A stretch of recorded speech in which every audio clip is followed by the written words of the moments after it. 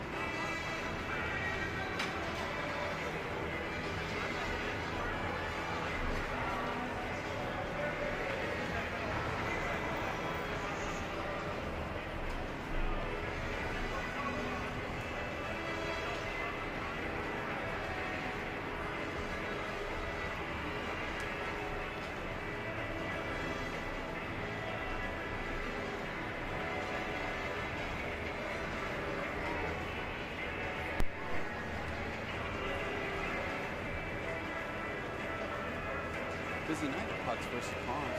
Look at that fucking haircut. I know. Oh wait, we live? We're live. We might be live. Anyways. Not yet. We're close though. Got some straight lettuce going on right there. It's a shame that the Pucks versus Poms doesn't get the same kind of media coverage as the Minnesota State Hockey Finals. Have you ever seen that? Yeah. I mean, it's broadcasted on main channel, a big channel. Yeah, and then the guy does the recap of the haircuts every year. Have you seen that? That's sponsored by Head and Shoulders or something like that. Can't beat that.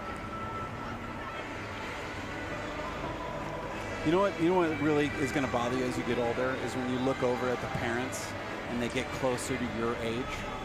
Yeah. And like the younger parents, I'm like, oh, you know, that kind of looks like they're my age. Like that's not. That's not cool. That's not a good feeling. No. I'm 37, so it's okay, but it's to a point that it's like, oh, they're getting closer. Yeah. They're getting closer. Creeping up on. Like the head coach of varsity, he looks closer to my age than not, and it's. I remember when I played, the varsity coach was like ancient and old, so it's not a good feeling. Who do you think's tuning in tonight? How many? What do you? You know, we're on Google, so we are. We're gonna have free. live diagnosis. How many people are watching? Yeah. We'll have a view count. It'd be awesome if we could get if we had like a live screen, like, oh, we got somebody from Alaska tuning in. A monitor.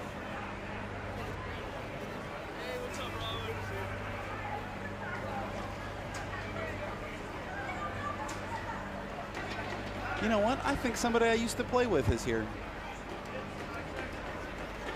Yep. 1, 2, 1, 2, 3, 1, 2, 3, 4. 1, 2, 3, awesome. 4. Checking. We got 2 thumbs up. Are we live? Not or is sure. This just a check? Are we live? Are we? We're on the air. We're on the air. We don't have to. Just leave it. But let's turn off the mics.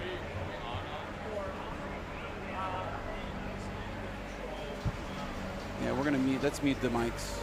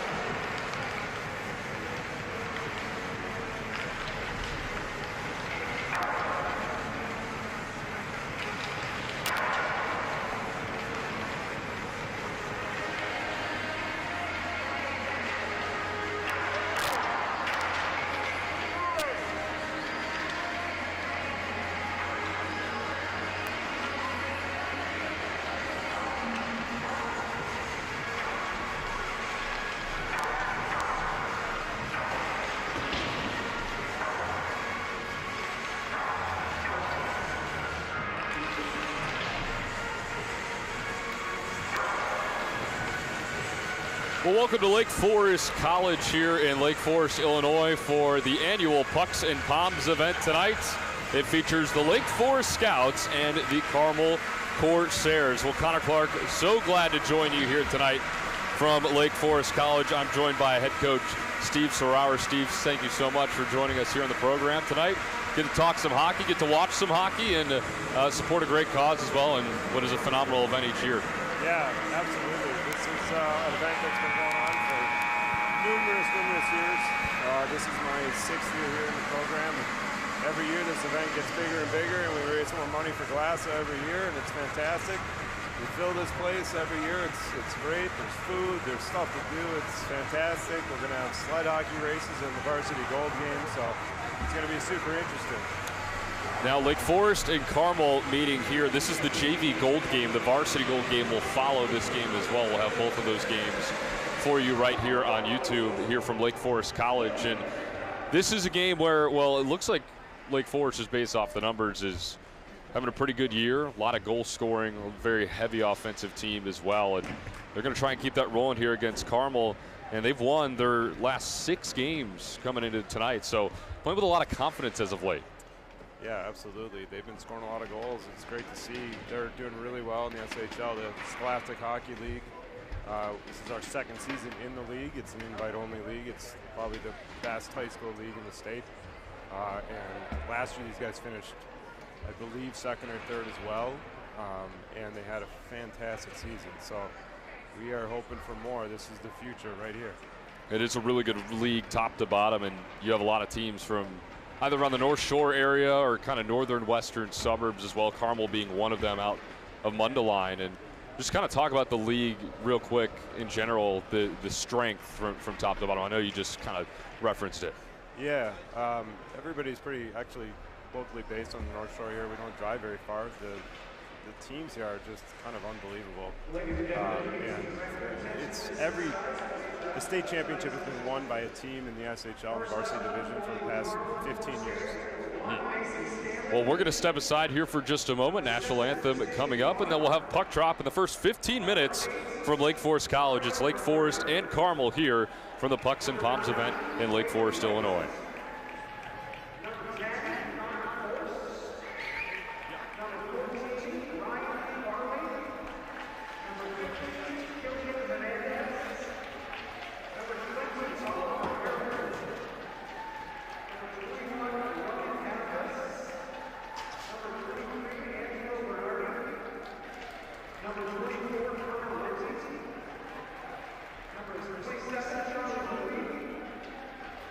Number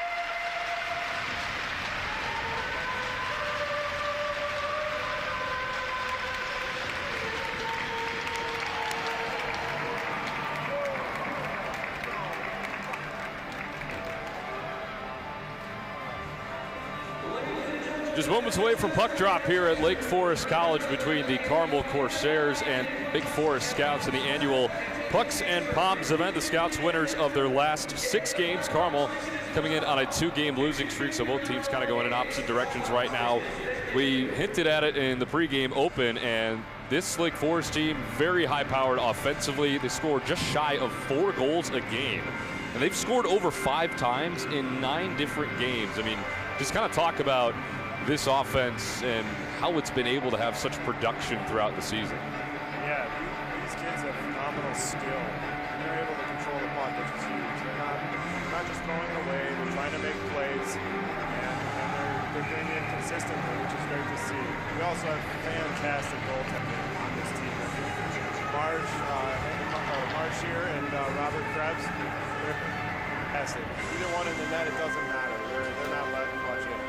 Well, Logan Marsh will be the starting goaltender here for Lake Forest tonight. On the other side, it'll be Konstantin Zuras in net for the Corsairs. The Corsairs in gold, the Scouts in white. Lake Forest will go right to left, and Carmel going left to right here. 15 minutes on the clock, and we'll get things started here in the first period of play from Lake Forest College. Face-off is 1 back, and the Scouts control. They dump it into the zone, and this is going to be a game to watch here. There's expected to be a lot of time spent in this offensive zone for the Scouts, as we just mentioned their offensive numbers. A couple of collisions back there. Maricini now takes it out from behind. It's poked out. Shot for the point is directed aside into the corner. Corsairs now coming up with it. Force brings it across the blue line before it's taken away by Strothman. Puck loose now behind the cage, and it skips away from the goaltender Zuras, but the Corsairs will control.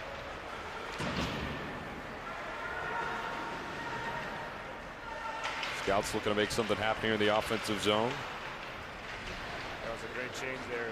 30 seconds on that first shift. They were able to keep the puck down in their zone consistently already, which is awesome. Now a turnover near center ice. Coming the other way, it's Savage. Savage with a look, but missed it wide left. Now puck behind the net. Swung outside to Farley for the Corsairs. It's 3-on-3 here. Of Corsairs hurry over to Kelly. He fires one on goal and right into the glove of Logan Marsh. Yeah, you're not going to beat him hitting him in the chest, that's for sure. Marsh able to scoop that one up off of the bounce off the LF logo on his chest. Line change here for both teams. Scouts with brand new unit of on the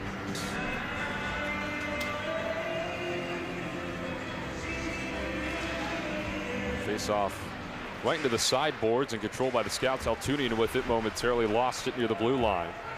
And now Newworth comes up with it for Lake Forest. Good to see us pull that puck back and not force it up the strong side and give it away. Good to see control. We'll bring it back into the defensive zone. Now pushing it up ahead. Oh, heads up. That's Will Redding. Collision near mid-ice. The Corsairs trying to push it up ahead, but the Scouts with good defense. Puck stuck in the neutral zone. Now finally getting into the offensive zone. That's Haraldson. Haraldson looking. Bodies on the floor and a whistle.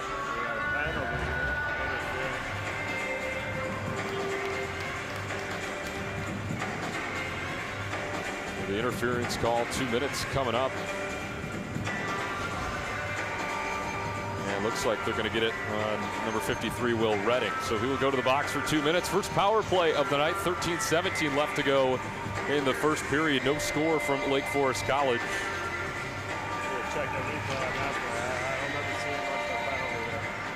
A shot on goal immediately, but swallowed up by Marsh. Just 4 seconds in and already a shot on goal for the Corsairs. Connor Clark and Steve Serauer here with you.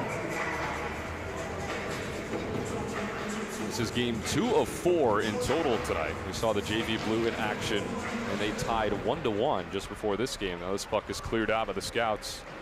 Corsairs will have to readjust and reconfigure. They push it up the boards, but it's picked off Rancourt right at mid-ice. He dumps it back down into the zone. A good skip along the boards to keep it with him. Farley tossing it over to a teammate, back by Farley here at mid-ice. Gives it over to Zuras. That's Chris Zuras. A good chance. Kelly fires on net. Now back outside Zuras. Great pass underneath, but just out of the reach of Connor Force down there. Now skip pass over. Bernardi looking to fire, but it's blocked away out of the zone into the neutral zone. A 1-on-2 chase from Rolick. And the Corsairs come up with it successfully. 1 minute left to go on the power play. That's what we're looking for there. Big time block on the penalty kill. Now Farley quickly into the zone, tries to fire one, but off of a scout, bounces right back out into the neutral zone. And the Scouts with a chance to get some subs. Now a turnover in the neutral zone, but almost an offsides. Now Eggers brings it in. He'll just swing it around the boards. It's a great play. I'd rather see the puck go deep here on the PK versus turning over in the neutral zone. 30 seconds left on the Carmel power play. They've just had one shot on goal that came 4 seconds into the power play. Other than that, it's been all Lake Forest. Controlling behind the net. Now Stroman comes up with it.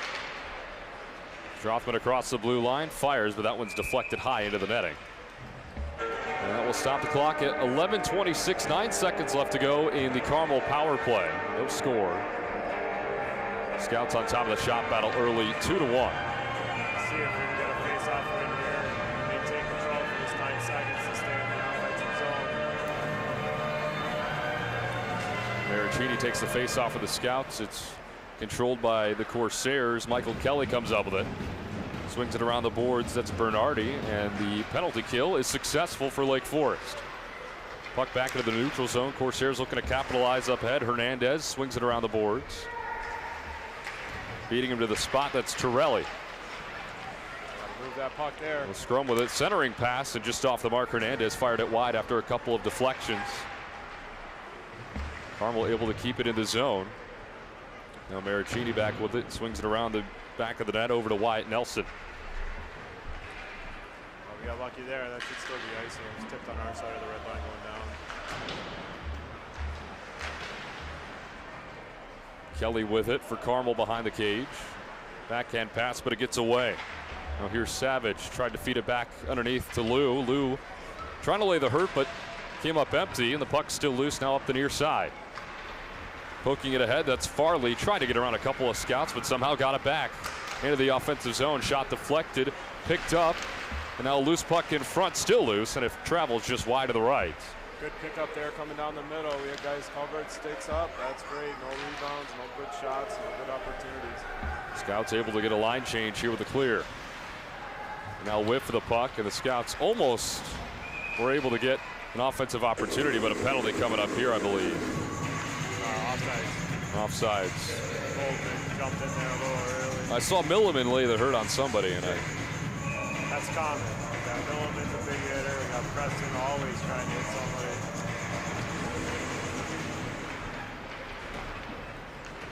Just under 10 minutes left to play here in period number 1. No score between Lake Forest and Carmel. Now Strothman into the offensive zone, fires just wide. Scouts try to keep it in, but it's eventually deflected out by Farley and all the way down to the defensive zone. Not a great play there. We don't want to shoot the puck high and wide in the offensive zone. It's just a free breakout for them. A dump back into the zone. 2 Scouts corral the puck. Coming up with it, that's Strothman. Strothman had it poked away. Now here comes Farley once again. He doesn't have numbers, and he got it stolen right away. Strothman comes up with it for the Scouts. They want to push. Strothman up ahead, near side, fires, and that one's held right into the arms of Zuras, and there'll be a face-off here at the left circle. Much better shot there. At least that one wasn't high and wide. He's putting on the net, getting an opportunity to score. We keep that puck low. Get a nice little rebound out there. Well, so far, a lot of what we've expected to. A lot of offensive zone time here for Lake Forest here in the first 6 or so minutes. Yep. It's going to be coming down if we make good decisions here on the blue line for our defensemen. We're able to back up and play it right. We're not going to give up any opportunities. Scouts come over the loose puck in the neutral zone and a whistle. Penalty there, 97 on Rolick. Rolick will head to the penalty box. Second penalty here for the Scouts. Second power play for Carmel came up empty on the first one. Only one shot on goal. That came very early, just 4 seconds into that 2-minute power play. They have another opportunity here with 8:58 left to go in the first period. No score. As a coach, I will say that's a pretty frustrating penalty right there. That looked pretty clean. Shoulder to chest. Just a little too hard, you know. So the difference between interference, explain that to the audience, because you mentioned shoulder to chest, pretty clean hit you thought. Yeah. What constitutes that to be enough for a penalty? Well, they're saying he hit him late, and they impeded his path to the puck, so that's interference. The rules have changed over the past couple of years, and it's getting a little tighter as we go here, and kids have to adapt and learn. Torelli able to clear it for the Scouts. They get a change. Just under a minute and a half left to go in the power play for Carmel, their second one. It's an interference penalty on Bobby Rolick. He's in the penalty box for Lake Forest. A turnover and almost being able to keep it in are the Scouts, but it comes loose now up ahead. Here's Forst. Forst trying to wiggle through traffic, gives it over, shot on goal, knocked away by Marsh. And that's what we're talking about right there. Far blue line here, we give bad defensive turnover. And it comes down, and we're chasing the puck, and they get a great opportunity on net. Could have been avoided. Zuras behind the net. Up ahead to Farley, right side. And wanted to give it over to Wente, but pass misplayed. Farley keeps it in the zone for Carmel. But Newworth is able to come up with it for Lake Forest. Swings it around, off the boards, deflection over to Maricini, and he clears. Another change for the Scouts. 30 seconds left on the power play.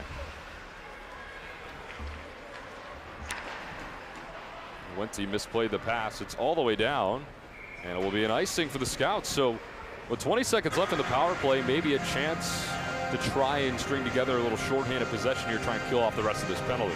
We'll see. It's going to be all come down to these faceoffs. Faceoffs here are huge at the high school level. And you got to think, if you lose a faceoff, you spend another 5-10 seconds chasing the puck around versus having it on your stick. Face-off won by Carmel. Looked like Strothman was able to poke it away for a moment. Now a scrum on the boards. Two Scouts on two Corsairs trying to come up with it. Lake Forest now able to handle. Spinning around, that's Milliman. Milliman behind the cage. 4 seconds left in the power play. The Scouts will kill it successfully. Carmel 0 for 2 in that category here early on in this game. Outside Rancourt fires one on net off the stick of Milliman and wide. Now Eggers tried to play it in front. Puck loose far side. Up ahead, saved in by the blue line. Shot for the point. That one's off the stick of a Corsair. Scouts still able to keep it in and off the blocker of Zuras. Great read there by Visquazi on the blue line to step in and keep that puck in and get a shot on net. Strothman able to keep it inside at the circle. Strothman fires. It's deflected just wide. That puck had some English on it, but it skipped just a little bit right of that post. That was a great play by Grady. Stepping off the wall, keeping control, and putting himself in a position to shoot that puck. It's fantastic. Carmel having a lot of trouble getting it out of the zone. Now Altunian comes up with it for the Scouts. He's in the corner, gets checked pretty good, and now it's swung around, and Rancourt able to keep it in, fires it on net just wide. Over to the other side for Redding. Redding at the circle, fed it in front, deflection, and it's covered up by Zuras. Great change there. If you didn't notice, we're changing one guy at a time there while we're in the offensive zone, allowing us to keep pressure, get fresh legs on the ice. Great. Redding will take the face-off for Lake Forest. On the other side, it'll be Oliver Haraldson. It's one back by Haraldson and the Corsairs. Just under 6 minutes left to go in this first period. Still no score between Lake Forest and Carmel. Offensive zone faceoffs have not been the specialty of the Scouts in this first period, that's for sure. I don't think we've won one yet. Now a 3-on-3 if Carmel wants to hurry, and they're just going to dump it into the zone. Torelli comes up with it, misplays the puck, and now it's behind the cage. Over to Nelson.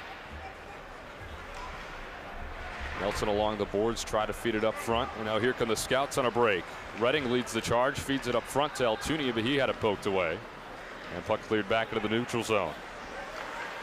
We got to move here. We got to move on these Riegers. Forwards got to move to get open. Altunia comes up with it after a big hit line change for the Scouts. Look at a couple of fresh legs back on the ice. 5 minutes left to go in this first period. Justin Marr brings it up. And we had it poked away. Haraldson looking for it as well. The Scouts come up with it. Torelli, he feeds it up the near side. And that will go all the way untouched behind the net. But no arm was raised, so no icing. Under 5 minutes left to go. Now Farley had it poked away, pucked in the air, and now that's a hand pass. So the rule there is hand pass is okay in the defensive zone.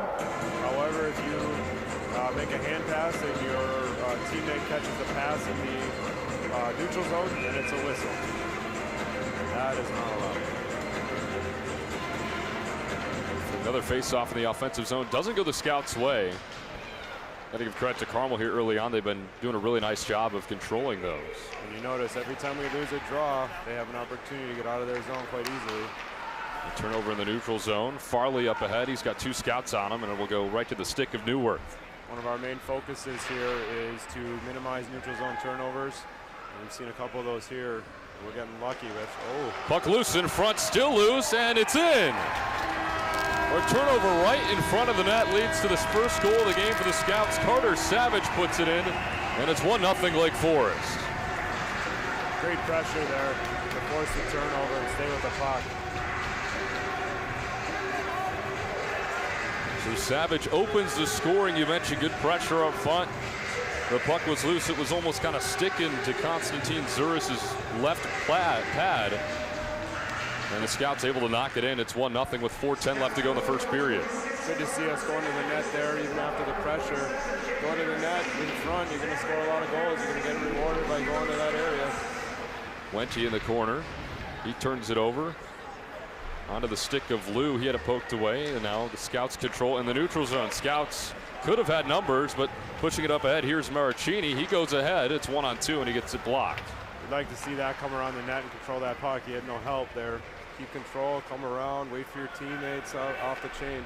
Now almost a turnover in the slot, but Scouts able to get it out of there. Big hit towards the blue line. Now Milliman up ahead. It's a 1-on-2 for the Scouts once again. Milliman trying to play it into the corner. Had it poked away from Bernardi. The Corsairs dump it up the boards. Rancourt keeps it in, fires from the point. That one's blocked away, and now here comes the Corsairs. Farley with numbers. Farley passes it over. Big time save. It's off the crossbar. Just deflected off the pad and off the crossbar. Now here comes Rancourt in Lake Forest. Centering pass knocked away. Those are things we need to avoid as defensemen. You cannot get shots blocked. Shot for the point blocked and covered by Zuras. Pretty obvious what happened right there. Bad shot block, a good shot block, but a bad shot. That's probably their best chance of the night, I would assume like that. Absolutely. It was a 2-on-1 that turned into a 2-on-0. It was Farley enforced. From our angle, looked like he just hit the crossbar. Yeah, it looked tipped and then off the crossbar. Great play though. Knocked down. Here comes Nelson in Lake Forest back to the offensive zone. Nelson fires in and out of the glove. Rebound being battled for, still out in front and finally covered. That's a save right there. That goaltender's got to have. He's got to be able to control that rebound. That's a pretty easy shot.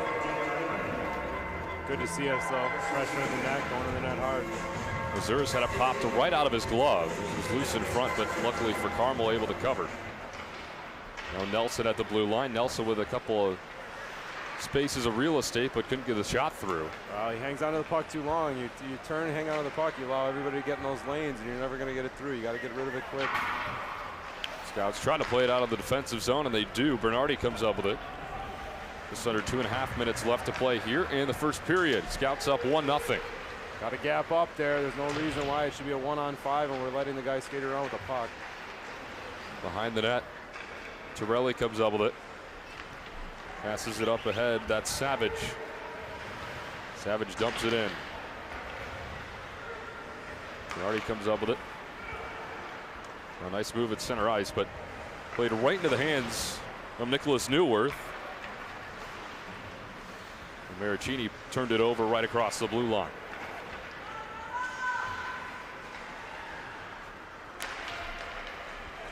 Scouts are going to regroup here in the defensive zone behind the net. Gives it over Savage. Savage wants to play it ahead, but just out of the reach of Lou. Neutral zone turnover here. Savage comes up with it, trying to play it into the Scout zone, but had it poked away. Battle for it at the blue line, far side.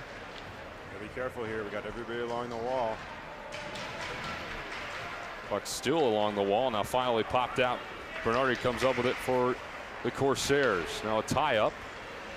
Battle for the puck far side, and who's going to come up with it? Goldman's there. You see how that happens. Everybody's along that side over there. Puck hops out to them, and they had a pretty good opportunity to grab another breakaway there. Just couldn't connect on it.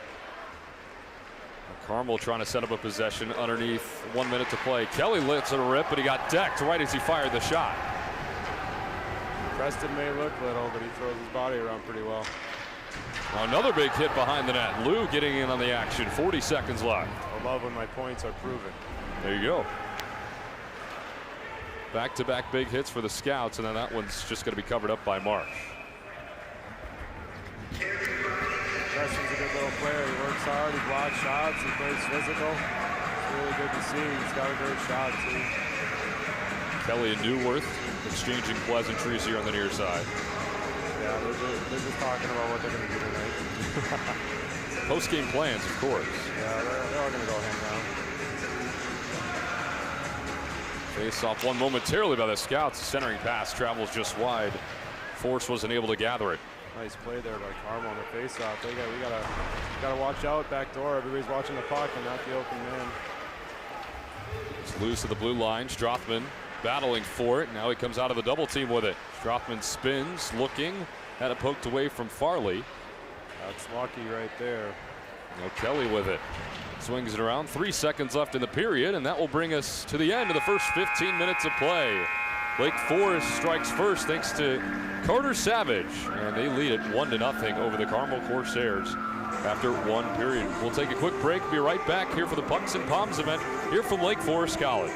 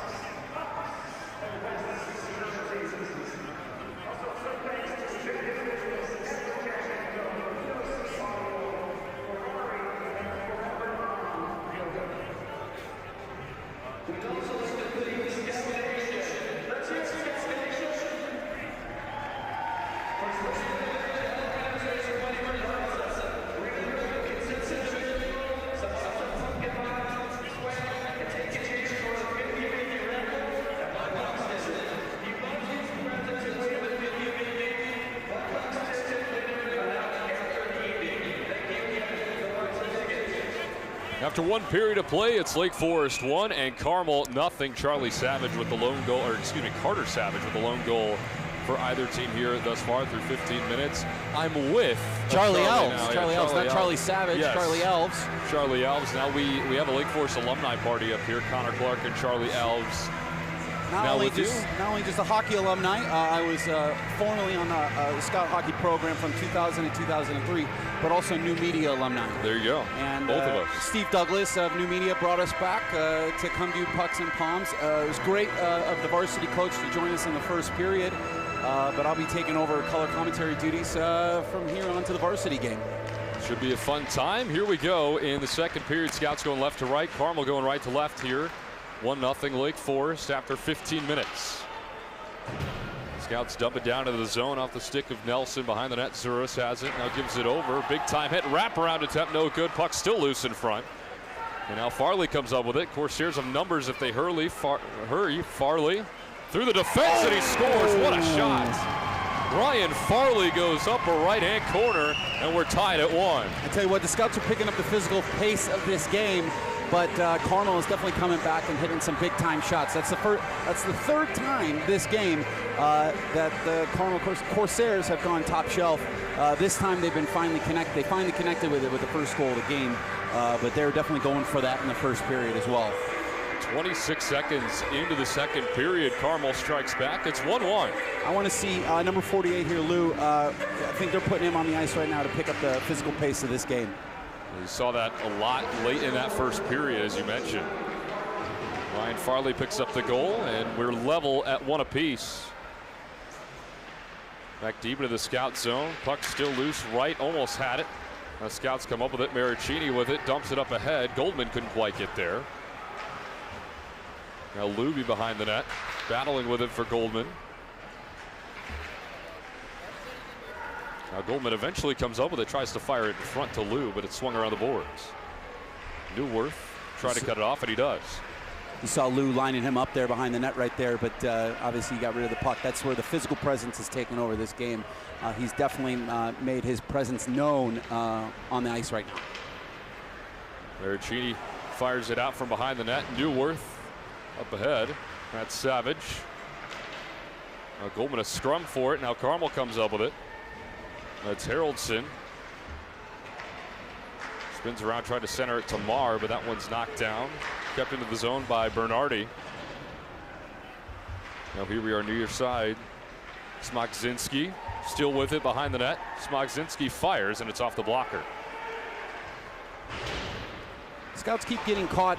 They keep getting caught flat-footed. They're not moving in the defensive zone. They need to keep moving and staying at home base, but they keep getting caught flat-footed. That's not going to turn out well for them if they don't start moving their feet here in a minute.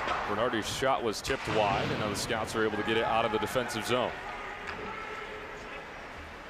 Bernardi, his pass deflected a couple times. Maricini almost came up with it, but couldn't get through Smokzinski, the bigger player out of the two of them. Now the Scouts will get a couple of changes here along with the Corsairs. Bernardi passes it up ahead off the stick of Newworth and into the defensive zone for Lake Forest offensively for Carmel. Forced got tripped up there, and now he's on the ice. Big time hit from Farley from behind, able to clear up the puck. Now Zuras over to Wente. Wente had it stripped. Here comes Lou. Scouts have numbers if they hurry. Lou looking ahead, shot fired, and it's blocked right away by Luby. Big hit by 43 right there. Well, puck loose. Battle for it at the blue line. Now a chip back into the zone. Scouts trying to corral it. They do behind the net. That's Eggers. Now Carmel with it and a whistle. Seems to be, yeah, they're going to call interference here on the Scouts. It looks like they're, or actually on the court. I don't know, but it seems that hockey, yeah, it's actually going on Corsairs number 24 right here. It's the hockey is getting a little chippy, and sticks, you know, when people stop moving their feet, stick starts getting slashed. You know, lazy hockey gets played, and that is what leads to penalties. And the Scouts are going to go on the power play here, hopefully get a 2-1 lead here and going strong out of the second period. The Scouts' first power play of the evening. They've killed 2 power plays, and they turn it over here. Farley all over the place for the Corsairs here in the early going. Still has the puck. Trying to fight through a triple team. Still got it. And now he hits the deck, and the Scouts are able to corral it with Strothman. The penalty was on Connor Wente for Carmel. So he's in the box for 2 minutes. Farley's all over the place. He's really making a strong impact on this game for Carmel, and really becoming a pain in the butt for the Scouts right now. Rancourt threw it in front. It's covered up by Zuras. So we'll have another face-off here, the left circle. 1:46 left to go in the Scout power play. 1-1 between Carmel and Lake Forest. Connor Clark and Charlie Alves here with you from Lake Forest College in Lake Forest, Illinois, the annual Pucks and Poms event. My first Pucks and Poms event. My first Pucks and Poms event as well. I'm gonna have to buy a few pucks here at some point. And they threw us on the broadcast together. How about that? Exactly. 2 very educated people in the Pucks and Poms events. Oof. That one's cleared out. Scouts will have to regroup. Scouts looking tired here in the second, not gonna lie. They're not picking up their feet, and it's leading to lazy hockey, and you know, they don't really look like they have a man advantage right here. Hopefully they can pick up some speed right here, but Carmel keeps getting these clear outs, and all the way down it's not gonna bode well for the Scouts. So hopefully they can regroup here and take the last minute of this power play and get some shots on net. Strothman threw a double team, lost his stick momentarily.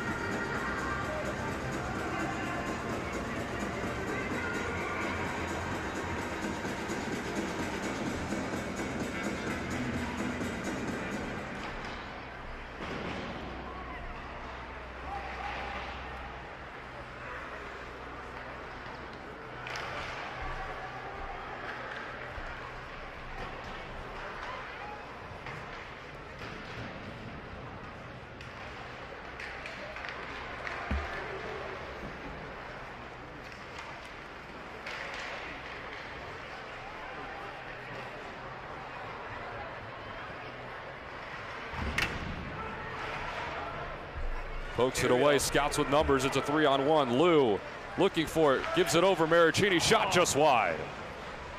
Now Pasquesi with a rip for the blue line, that one's no good as well. Rancourt able to keep it inside the zone. Rancourt throws it in front, and it's picked off by Wentzy.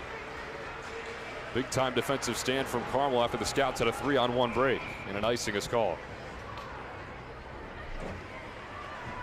Good heads-up play by Preston there, cutting across the middle, making the D have to think, making a good pass. So those are the kind of shots, though, that are a little dangerous. When you miss the net and it starts rimming out, you're breaking out that other team. You talked about the pressure that Carmel's already putting on in the offensive zone, and then you get a defensive stop like that. That's good for the morale of the team as well. Just playing with a lot of confidence here as the game goes on. We're 9.5 minutes left here in this third period. Carmel with a 3-2 lead. Nelson dumps it back down along the glass and along the boards. Behind the net now for Kelly.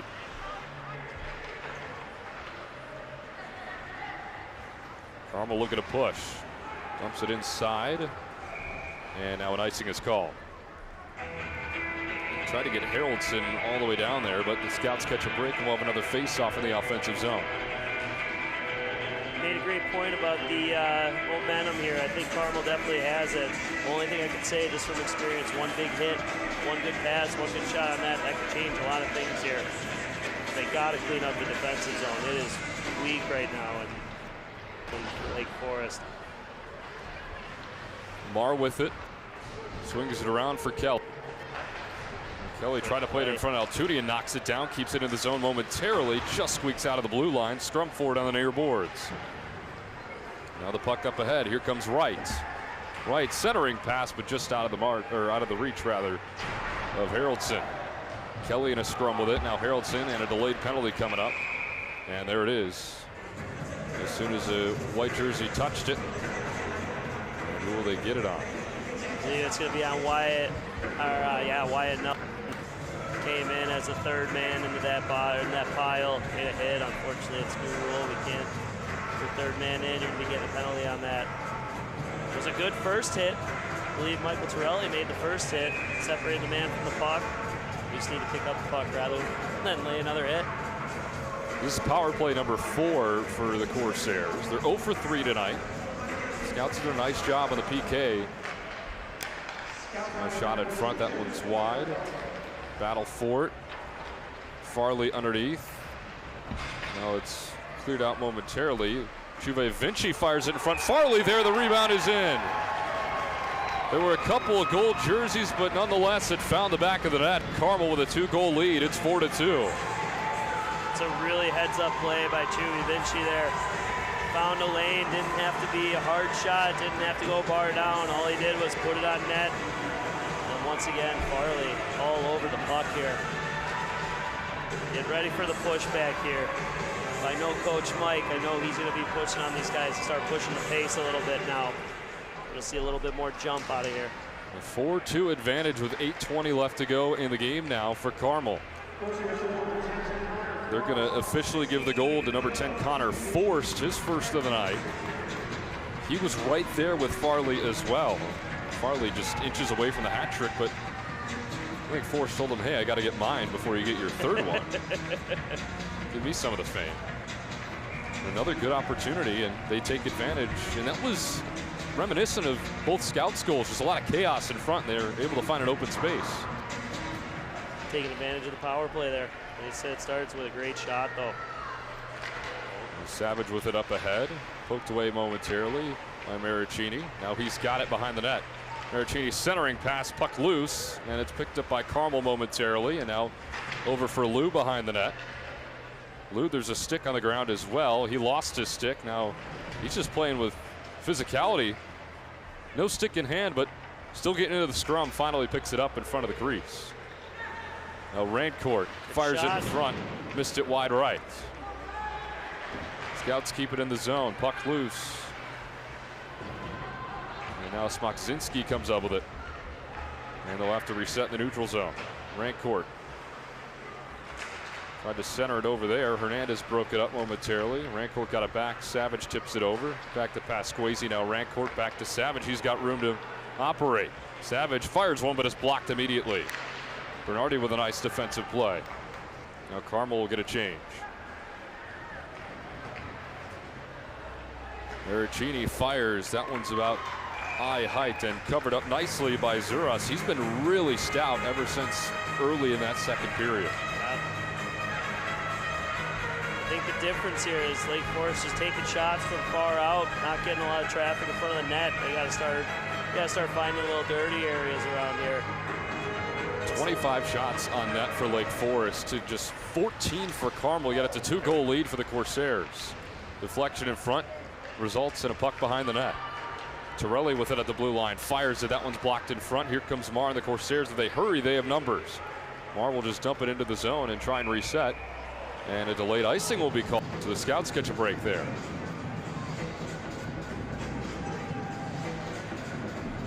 Go all the way from one end of the ice to the other. Face off of the right circle in the offensive zone for Lake Forest. They want to try and get back into this one. They need a goal in a hurry with 6:42 left to go, down 4-2. Face off push behind the net by Strothman. Strothman wrap around and he scores. Well, just like that, right on cue. Scouts needed a quick goal. They get it off the stick of Strothman, and it's 4-3. Good things happen when you put pucks on net. Not the best area, but he threw it on net. Got a lucky bounce off the goalie's back and in. So the Scouts with just over 6.5 minutes. Chance to try and tie this thing. More than enough time to create some good chances here. Strothman wins the face-off back. Torelli corrals. Now puck in front. Milliman trying to track it down. Bernardi has it for Carmel. He goes behind his own net. Now skips it up ahead for Forrest. Forrest skips it ahead. Farley. Farley trying to get around a handful of Scouts. Still has the puck. Centers it in front just off the stick of Forrest. Now Bernardi with it. Bernardi throws one in front off the skate of Forrest and up into the net. We got a face-off here in the right circle in the offensive zone for Carmel. The Scouts will get 5 fresh pair of legs onto the ice.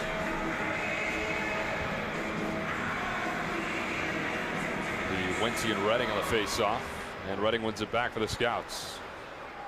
Knocked down behind the net. That was off of Krebs' glove. Now Altunian plays it ahead. Altunian over to Rolick. Rolick fires one, and that one's swallowed up by Zuras. 5:55 left to go in the game. Scouts down a goal, 4-3 against Carmel. We just got a big-time goal from Grady Strothman on the wraparound. He's got the hot stick right now. Let's see if he comes back out here next. Scouts win the face-off back. Newworth battling for it, dumps it down into the zone, off the stick of Lou at the circle. That was a good chance. Now here comes Farley. Farley looking to get ahead, fires on goal. Big time glove save from Krebs. Lashing the leather. Beautiful save on the breakaway from Farley. Almost had his third, but Krebs with a big time denial keeps it at a 1-goal game. There you go, Strothman right back out on the ice. As you said, he's got the hot stick. More ice time for him here. Puck loose in front. Scouts come up with it. Strothman in a race with it. He's in with Zuras. Now he comes up with it. Strothman with a nice move. Throws it in front, and that one's right around the goal. Here's Rancourt. Rancourt struggled with it immediately, and then it got deflected up into the net right behind. And now a face-off will be coming up here at the left circle for the Scouts. Something Lake Forest has struggled with a lot here tonight is winning faceoffs in the offensive zone. Right now would be a perfect time to win one of those. Try and set yourself up. Strothman battling for it, and Carmel comes up with it yet again. Bernardi able to clear. Another chance at a faceoff here Yeah, in the offensive zone. It's not necessarily you win it and you look for the first shot, but at least you're able to set up some sort of a possession when you really need it. Got to have offensive possession.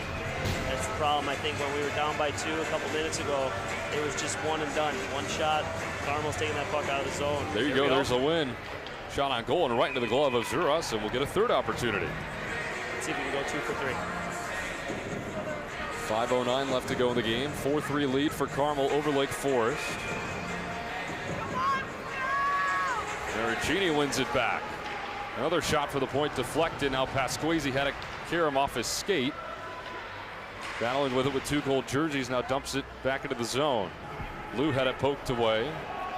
Zuras up to Bernardi. And now Bernardi tries to play it ahead. Broke it up momentarily. Puck in the neutral zone. Hernandez. And now Carmel just forced to play it back into the zone. Puck loose in front, and it'll just be covered up by Krebs. Another 5-guy change for Lake Forest as well as Carmel here. Bunch of new fresh legs. Hernandez at right, head to the bench for the Corsairs.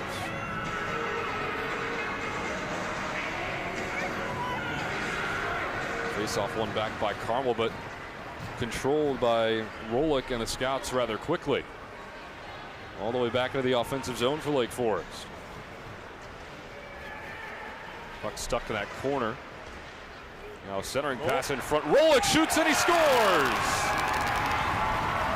Beautiful pass and a deflection right in front. Rolick, right place, right time, and we're tied at 4. He didn't stick handle that puck. He just grabbed it, put it on net. He would have waited and stick handle. He's probably losing it. Heads up play by Bobby there. A big time shot from Rolick. Number 97 in white, and the Scouts have tied it up after trailing by 2 goals here in this third period. 4-4 with 4:24 left to go in the game.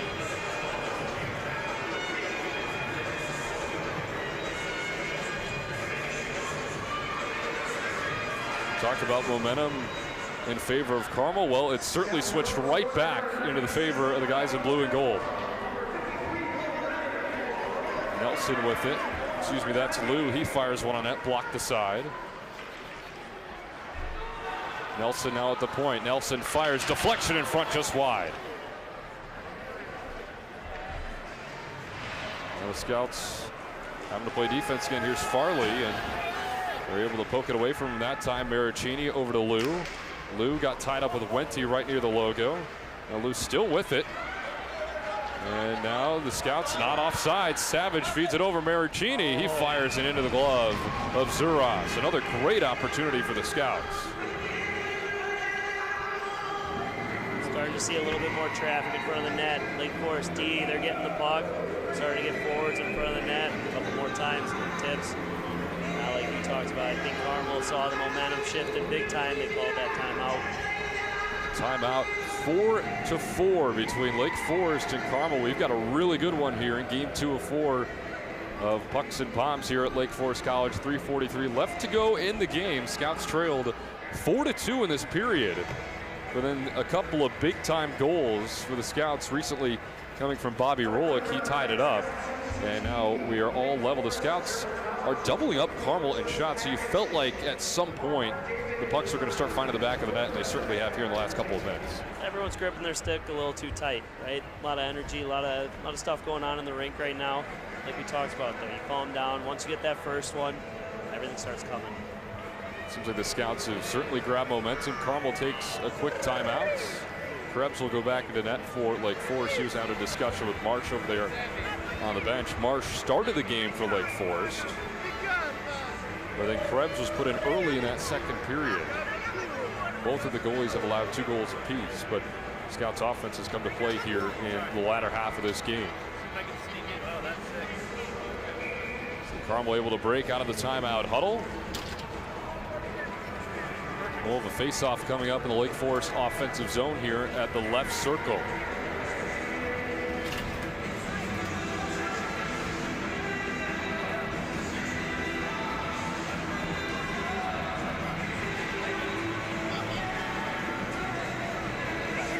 Strothman on the ice together. Let's see who comes out with this one. Strothman wins the face-off. Millman rips it. That one's blocked in front, but Strothman able to come up with it momentarily. Bodies behind the net. Some help down there. Strothman takes a hit, gives it over. Newworth couldn't handle it. Now puck's out of the zone. Here comes Farley. It's a 1-on-2. Farley now gets numbers. Farley rips one, and it's saved into the glove of Krebs once again. Every time he's on the ice, he's creating offense. Don't take that away from him. beating everybody down to the offensive zone every single time. That's where somebody on Lake Forest has to keep an eye on him. You got to tell your forwards, you got to lock up on him. D got to play tight. Can't give him any space. Savage picks it off, flips it right back to himself. He's got Lou as well, tried to throw it over to him, but just behind him. Now Rancourt with a shot, puck loose in front. It's still loose in front, now Force comes up with it. Scouts with another good opportunity there, but unable to capitalize on that one. Pasquesi now up to Lou in the neutral zone. Back into the offensive side, Lou comes up with it, swings it around the boards. Pasquesi over there to retrieve it. He collides with a Corsair. Now Pasquesi comes up, forces it right back around to Lou, left corner. Now Lou right back around. They keep going around the boards. Veracini there for the Scouts. Puck being battled for. Savage comes up with it out of the scrum. Tried to center it to Lou. Puck still loose. Lou almost came up with it. Now Forced is able to get rid of it. Scouts keep it in the zone. Rancourt there, the blue line, fires. Well, that one's off the mask of Zuras, but he seems to be all right. Puck loose in front, still loose. Wraparound attempt, no good. Another big hit in the corner. Zuras, he's the one who just got hit by the puck. Now puck loose in front. Savage fires it on net. Another try, and it's held, and that will be the end of that chaotic possession. A couple of big-time hits there. Lou hits the deck late. And we're going to get 2 line changes for both teams because I think everybody on the ice needs it. That was a tough shift for that Carmel defenseman, taking a puck to his face, then a big hit. Kudos to him, got up every single time, battled. Face-off being battled for Reading, trying to get it for the Scouts. Let's see if they can keep it in here. And Hernandez able to clear. Marr rips it up ahead for the Corsairs. Under 2 minutes left to play. We're tied at 4.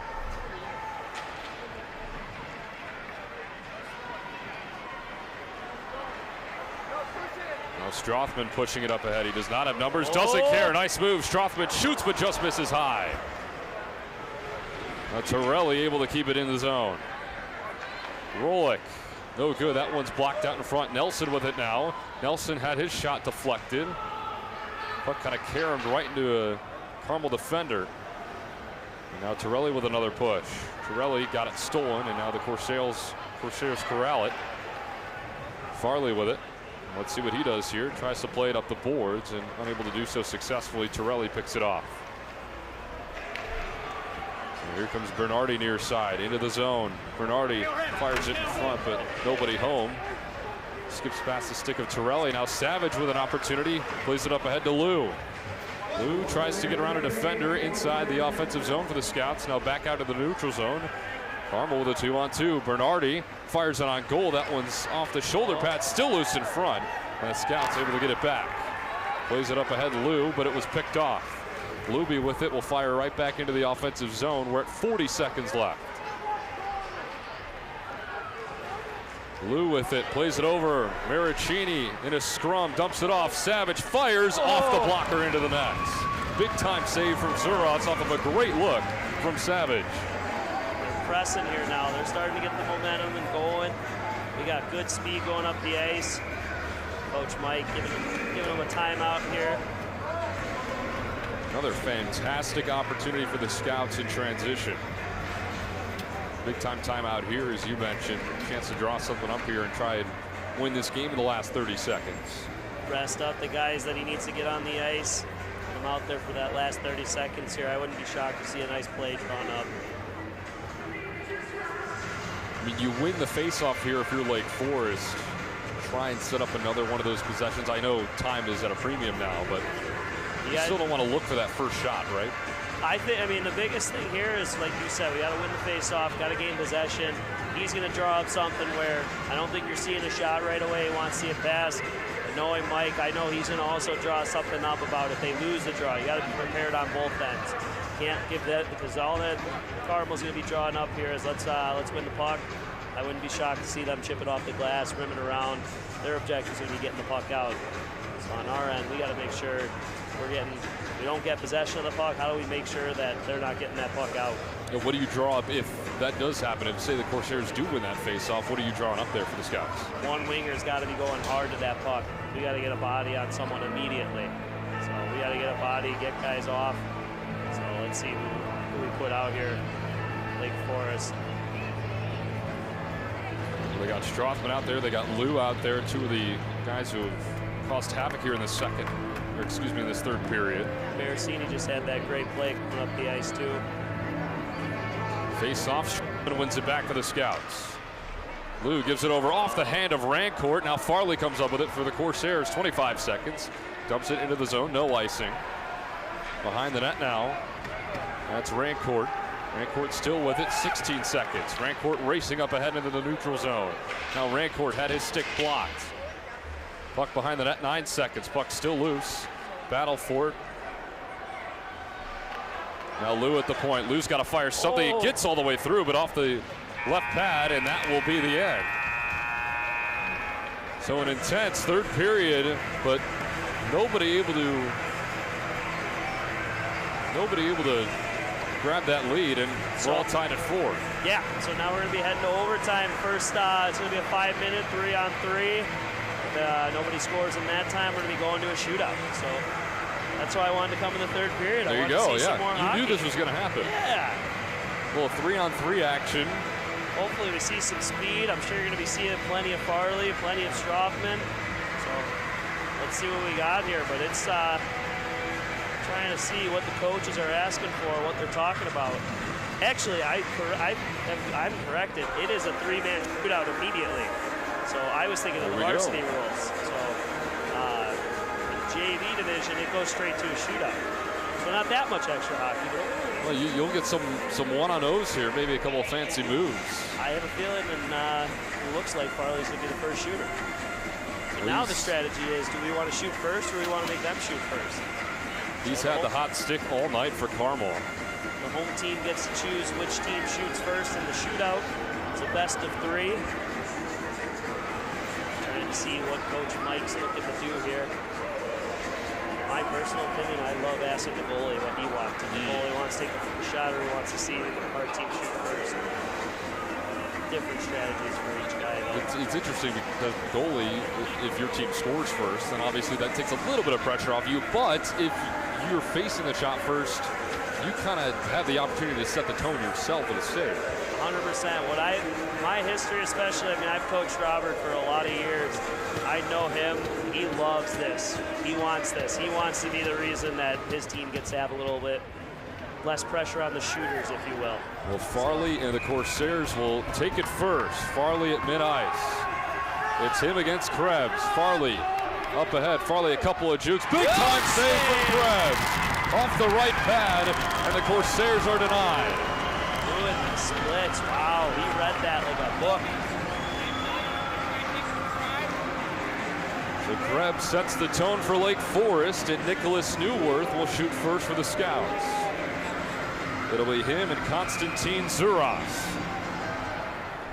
Newworth. Chance to break over the scoring here in the shootout. Newworth waits, late move, and he just lost it. He had it. He had it. Just, that's what's hard about this ice right now. You've played 3 periods on it. Ice isn't going to be very good, so it's going to be tough to make a move like that. You're going to see some guys want to come in and just rip a shot. I think that's going to be your best bet. Now Connor Force, the second shooter for Carmel. No goals here in the shootout. Force wasting no time. A couple of drags and another big-time save for Krebs. Krebs staring him down, too. He wasn't even phased on that one. Loves the energy in the building. He's got a lot of the students right by his net, too. A lot of people behind his net. You said it. He's feeding off the energy in this crowd. Jake Maricini now. Chance to put the first goal in this shootout. He's going a little bit slower, Maricini. Nice move, but another big save. Zuras with the left pad. Wow. 2 goalies standing on their heads here in this shootout so far. A show for the fans. 4 shots combined, no goals. That'll be Justinian Marr for Carmel. Marr up ahead quickly, shoots, and he scores right past the left pad of Krebs, and that opens the scoring in the shootout. So I was talking about one quick shot rather than making a move on some bad ice, slowing things down. Krebs had it too. got a piece of it, just not enough of it. Now let's see if Grady can pull this off. Grady Strothman. Carmel leading the shootout 1-0. This is the Scouts' third shot. And turned away twice by Zuras. Here comes Strothman. Up ahead, Wade shoots, and he's turned away. And that does it. Carmel is able to hang on in Lake Forest, and they win it 5-4. And they led by 2 in the third period. The Scouts were able to come back, force overtime. A couple of huge saves from Krebs in the shootout. Can't fault the effort from him at all. The Scouts fall just short. Your final score, Carmel 5 and Lake Forest 4. Well, Jimmy, thanks so much for joining us for the third period. You got a little bit extra too. You got the shootout as well. A great game here in game 2 of 4 in this Pucks and Poms event. We'll have the very next game, which is the Varsity Gold right here from Lake Forest College, coming up here pretty shortly. We'll take a break and we'll bring you that game as well. But Jimmy, thanks so much for joining us. No, thanks for having me. I'm going to hop on the bench with the varsity team, so let's see if we can get a win here. Yeah, you get a much better vantage point down there. How about that? You get courtside. Exactly. Hopefully we can do a post-game interview after the win. Sounds good. Well, good luck to you. Good luck to your staff, and we'll have this game right here on YouTube. It's the Varsity Gold coming up here in about 10 or so minutes from Lake Forest College. This is the Pucks and Poms event at Lake Forest, Illinois.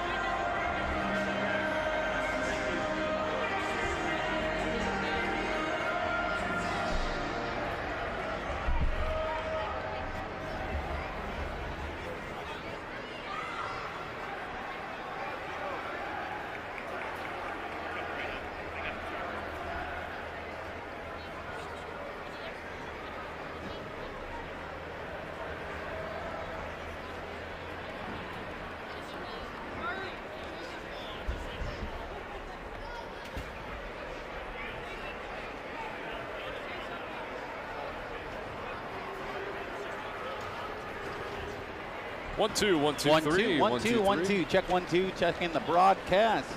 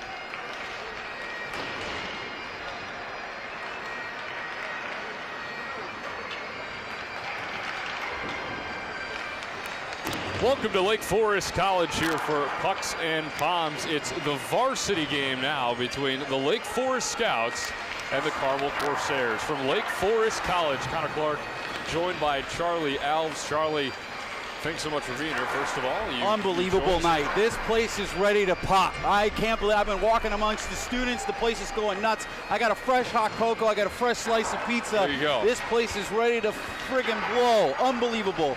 With a great JV game. They lost in the shootout, 4-3. Unbelievable game. The Scouts really came to play. And I'm telling you what, we're ready here for varsity hockey here at Lake Forest College. This is going to be great. The Scouts are in the all-white uni with the old school Lake Forest High School logo. This is unbelievable. It's going to be a big game. We already got the starting lineups. They got the EDM music playing. We got one heck of a game coming here for you, Connor. You mentioned the old school throwbacks for Lake Forest. Carmel in the all golds. A heck of a game right before this, as you said. It ends in a shootout. A phenomenal North Suburban game. Conference showdown.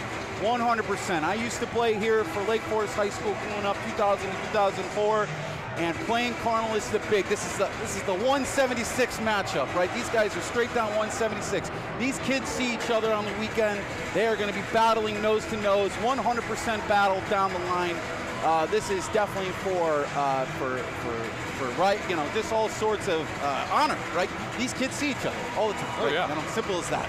You know, the Scouts come out. They come out with a no helmet warm-ups. These boys feel like they're in the friggin' show. These kids are 17, 18 years old, and they have all of their peers here. Everyone's here. It's unbelievable. If we can show this on camera, we got about 400 people in the audience lining the class. The stands are full. This is going to be one heck of a game here, I'm telling you. The student section is overflowing by the glass over there. It's going to get rowdy over there. It was last game as the students started to fill in as the JV game went on. And now here we are. This is a packed house here at Lake Forest College in Lake Forest, Illinois. Should have a great game here between Carmel and Lake Forest here tonight. Lake Forest in the old schools, as we said. Carmel in the all golds, also sort of an old school type of look as well. Absolutely. This is how hockey is supposed to be played. So we're going to have introductions and the national anthem, and then we'll get ready for puck drop here from Lake Forest College. It's the Scouts and the Corsairs coming up in just a moment.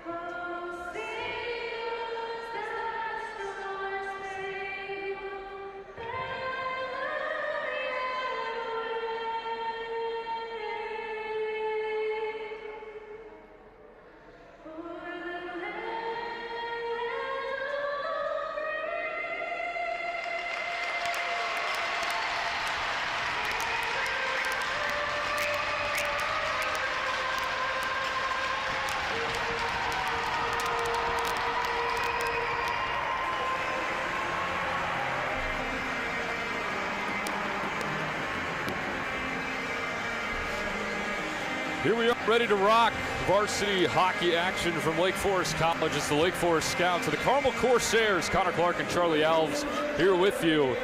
We're going to expect a good game here tonight. You said it in the open. Atmosphere is off the charts in this building right now. It is filled to the brim. Scouts wearing the throwback white uniforms. Carmel wearing the throwback gold uniforms. And this is exactly what you pictured this event being, Pucks and Poms. Every single year, it's always great, and it seems like it's at another level right now. Unbelievable. I mean, this place is, like I said, in the open, it's ready to pop. We've got students down here on the bottom right corner of where we're sitting and calling this game from, that if a hit opens up in that corner in the first period, the glass might break. That's the kind of energy we're dealing with here at Lake Forest College. It's unbelievable. We're live. This is amazing. We got a 4-man refereeing crew. We have the boys warming up without their domes on. The boys are feeling like they're in the show. This is going to be a great night of hockey here for Lake Forest High School. Unbelievable. Well, here we go. The Scouts will open up going right to left. The Corsairs going left to right. This is going to be a phenomenal hockey game from Lake Forest, Illinois. Theodore Huddleston in net for the Scouts in white. And then on the other side, we'll get you a number here in just a second. Just an amazing atmosphere. We had a guy with bagpipes coming out here walking off the team. There you go. Amazing. You can't not be pumped up for hockey after that. Oh, here we go.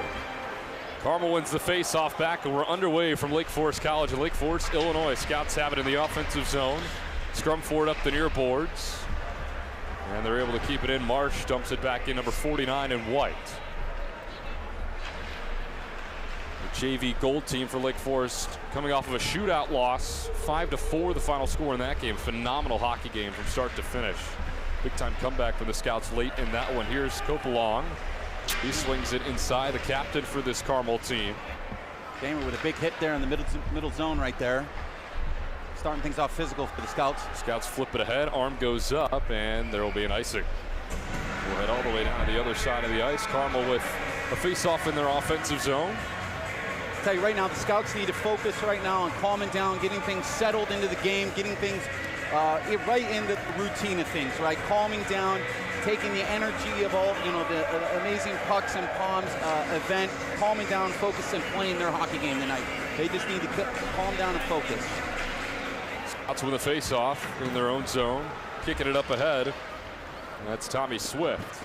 Tommy Swift dumps it inside, trying to get it off to Moorhead. Now Strum forward in the corner. Moorhead thought he had it, but then lost it. Carmel comes up with it. And now they'll swing it back around the back of their net. Halvis goes retrieving. Makes a move, tried to swing it around a Scout. That's Walsh. Keeps it inside. Moorhead now battling for it. And now here comes Carmel on the other side. Pushing up ahead, that's Vavra. Throws it in front, but nobody home. Magori there. Gives it out to Halvis. Halvis now at the blue line. Falco tried to fire it in front, but it was blocked immediately. Halvis now feeds it underneath. Ligori throws it in front, but no gold jerseys are home. Moorhead there, trying to push it ahead. He threw it ahead with his hand, and now Carmel will just throw it in the neutral zone for Avis. Tell you one thing, you can tell the Scouts are fired up because every time a shot comes from the point, Scouts are diving into the lane, blocking shots. Drum keeps it in, throws it in front, but the chance is off wide. Carmel pushing ahead, but a nice defensive sequence there for the Scouts. U-line there in front of the net as they throw it aside. Amazing back check by Jackson Drum there. Amazing back check. Well, Carmel will reset. They throw it in front. Shot is tipped. Really hasn't had a clean look. Here comes Drum for the Scouts, but he turns it over. Right into the hands of Lydston. They throw it in front, and a save by Huddleston. He covers it up. Something to go on earlier. I mean, you're seeing the shots come from Carmel at the point here. If we could show you guys replays, you can see the left and right wingers are going and cover the defensive pointmen and jumping in front of these shots. The kids are fired up here tonight. They really want to get a W here. Obviously, JV couldn't get the job done, so varsity here really wants to take the energy here and get a win here. Capelong wins the face-off back, but the Corsairs unable to handle it in the zone, pushing it up ahead. Here come the Scouts. Chance in front, but a big-time save into the glove, and we'll have the face-off. Thomas Santinello there with just outskated the entire Carmel team right there. They were on their back. They were on their reverse, backing up and skating. And number 13, Thomas, just goes right around the defense. Unbelievable skating. Scouts on the face-off. Shot blocked right in front. Here comes Carmel. It's Rose leading the break. Rose has Gamble there, but he got a poke checked away, and the Scouts unable to clear initially, but now they finally get it out. Santinello pushing up ahead, and that puck is loose. Corsairs come up with it. Leaston with it. Now the Scouts with it. Damer wanted a shot at it. Shot for the points blocked from Mills. And now a pass up ahead. Damer will go retrieving. Rose battling with it. Scouts definitely looking for an icing on that call, but they weren't getting it. They were not going to get that. Here comes Damer. Up the left circle, trying to throw one in front. He does so successfully, but it's covered up pretty easily. And another offensive zone takes a nice big hit after that as well. He earned the offensive faceoff earned by the Scouts here, definitely by number 19. Hopefully they can get a nice big faceoff win here and get a nice offensive opportunity here for the Scouts with 67 Moorhead taking the faceoff. It's a nice little hey, welcome to your offensive zone moment there. Yeah, you're definitely gonna earn your time in front of the net tonight. Been a physical game thus far, and we expect more of the same throughout. Moorhead in the corner, swings it back around. Jack Walsh there to grab it for the Scouts. He had it poked away from Halvis. And now he comes up with it for Carmel. Both teams with a pretty even attack. Yeah, we haven't seen one team really take over the game yet. It's been pretty back and forth, pretty even. Here's a shot in front, and that one's swallowed up by the glove of Huddleston. Pretty easy save there. I tell you what, everywhere you look on the glass right now, if you really look up and look around the glass right now, there really isn't an open spot of viewing in this arena. I've been here for Foresters games, I've been here for Scouts games, I've been here for Falcons games. I've never seen it as packed in here ever. So what an awesome night. Face off one back by the Scouts in their own zone. They're having trouble clearing it, and they do finally get it out. Now here comes a fast break. A 2-on-1. Here we go. 2-on-1 right there. Shot right at the net, off the stick. Rebound. That one's fought for, but Scouts unable to come up with it. Here comes Stockel. He dumps it down behind the net. That's Shoemaker. And now Drum with it. Drum pushing ahead near side. Fires one on net. That one's through the glove almost. Found the boards behind the net. Now up top. Shot thrown in front, but that was blocked pretty easily by Carmel. And that one goes out of play into the Corsair bench. I tell you what, the offensive pressure by the Carmel Corsairs coming down the right side of the rink right there. Ran into number 29, Logan Uline, the big boy offensive lineman from the high school football team as well. He took about 3 Carmel Corsairs with him and just completely stopped the offensive push by Carmel there. Face off of the neutral zone. Swift wins it back for the Scouts. Over to Damer. Damer plays it up along the boards. Savage, centering pass. Tried to get it right back to Savage, but he left the area a little bit too early. Just over 12 minutes left to play in this first period. First period, 17 minutes in total. Now a turnover here in the offensive zone for the Scouts. Marsh with it. Marsh lets one rip, just missed it wide. Scouts keep it in. Nelson mishandled it, and now it's into the neutral zone. Santinelli plays it along the boards nicely, keeps it in the zone for the Scouts, and now a whistle.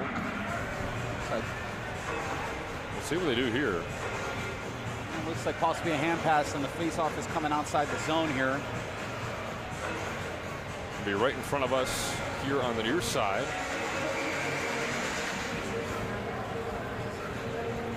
They got a great youth hockey presence here. I've seen a lot of Falcons jackets, which is the youth hockey program here in the northern suburbs.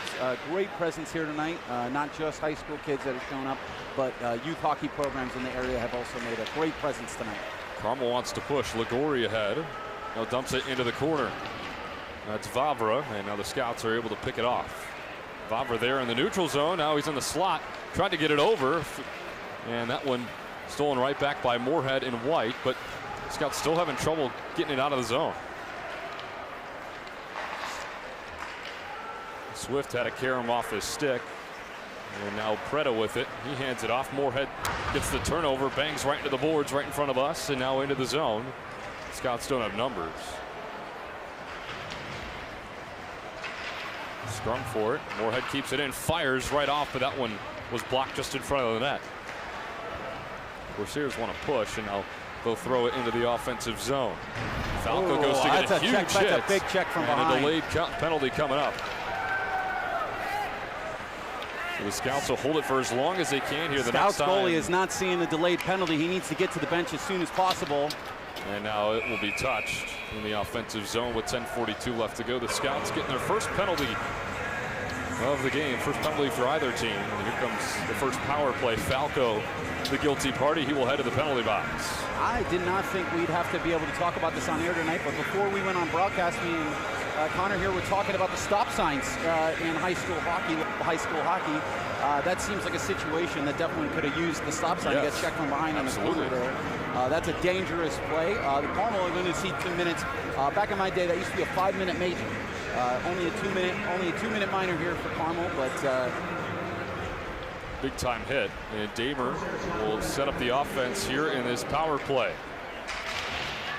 Scouts trying to strike first. Damer gives it over. Ello in the corner. Will swing it around the boards, far side. Damer, Santinello fires a one-time off the pad. Good look there from Lake Forest, nothing giving. Now Mills in front. He missed it wide, it was deflected in front. Mills doing a nice job to keep it inside of the Lake Forest zone. Scouts still have it. Now behind the net. Scouts looking to get the power play calmed down here to get some shots off. Fired, and that one's just over the net.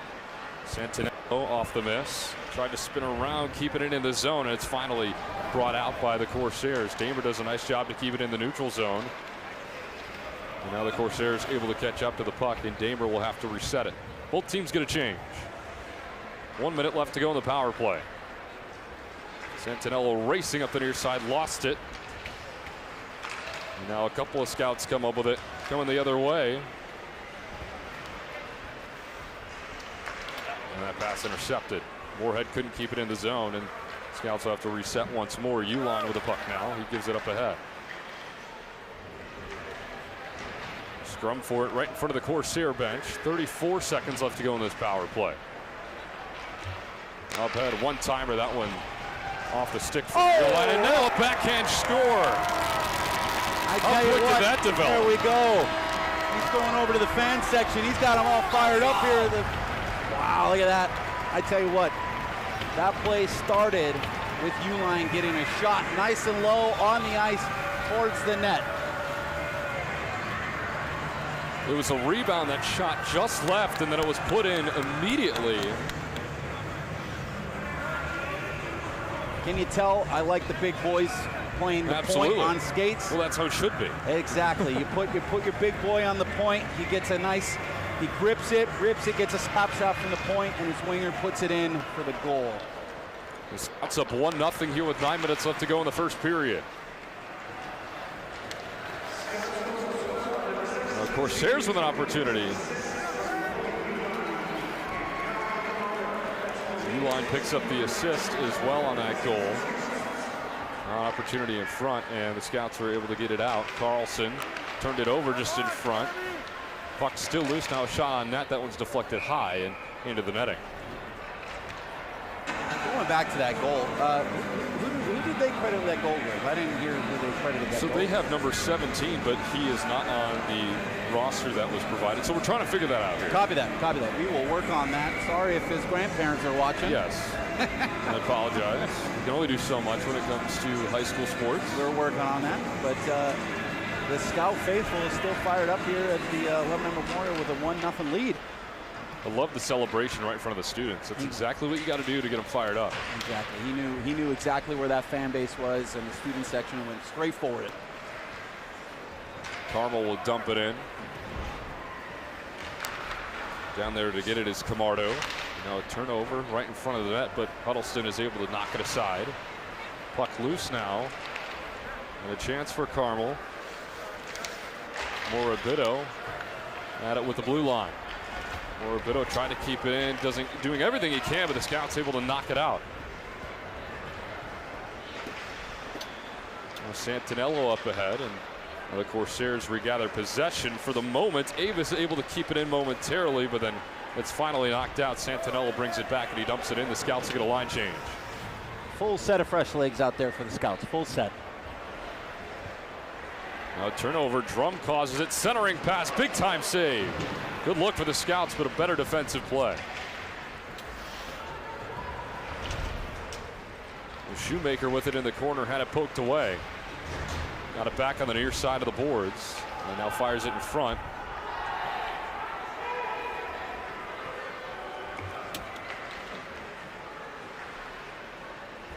A big hit right in front of us. Rose got the hammer from Drum. Jackson Drum put all of his body weight into that hit right there. Gornick trying to bring it in. Now Drum comes up with it yet again, and he tried to feed it in front. No icing is called. The Scouts maybe have a chance to keep it down here, but Carmel does a nice job of getting it out. That's Capelong with it. Capelong dumps it along the boards inside of his offensive zone. All the way over to Rose. Ran into a brick wall that of the Captain Damer right there along the blue line. Walsh having trouble with it. Near side Falco, he's battling for it. Gamble there as well for Carmel, but Walsh comes up with it. Tries to kick it along, but Falco comes up with a turnover. And now the Scouts get it right back. Puck laying there right along the blue line, and here comes Swift. He's got room. Swift, he gets thrown to the ground. Good defensive play from Carmel, no penalty called. Now up ahead, Uline with a shot in the slot. Big time save, rebound loose in front, and he's able to scoop it up. I tell you what, the key there to Uline, again, he has taken shots from the point. He's taken these big time shots, but the key is he's keeping them nice and low. He's not keeping them high up in the air. He's keeping them nice and low for possible deflections, possible tap-ins by his teammates. Just keeping the puck nice and low for possible deflections. It's very key. Couldn't keep it in.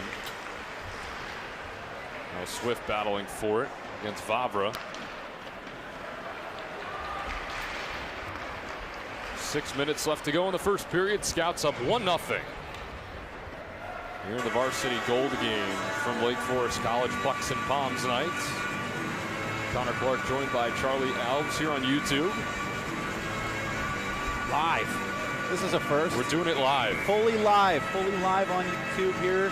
We got a and what a great night before Thanksgiving this is. Plenty to be thankful here in Lake Forest. That puck cleared by the Scouts, and it actually finds the Scouts bench. So we will redo the face-off. That'll be inside the zone as well. The Scouts won't be able to get out of the zone here. They'll be back in their defensive zone again with this face-off.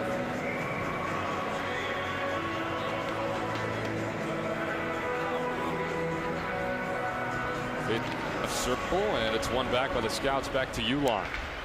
Uline gives it up. That's Savage. Pushes it up ahead to Marsh. Marsh with it. Dumps it off. Santinello tried to fire it. That one's off the left blocker. Seems like the boys are getting comfortable and settled down there and doing some good offensive work. Now here comes Val. That's Vavra on the break. Able to throw it into the corner. Ligor unable to keep it in there. Now here comes Swift and Scouts. Or excuse me, that's Santinello. Oh, and offside is called. That was just off right there, but we got a 4-man ref crew tonight, so these guys are definitely getting the right calls. They're all in the right position to make the right calls there. Scouts got a little ahead of himself there and got an offside call right there. 5:19 left to go in the opening period.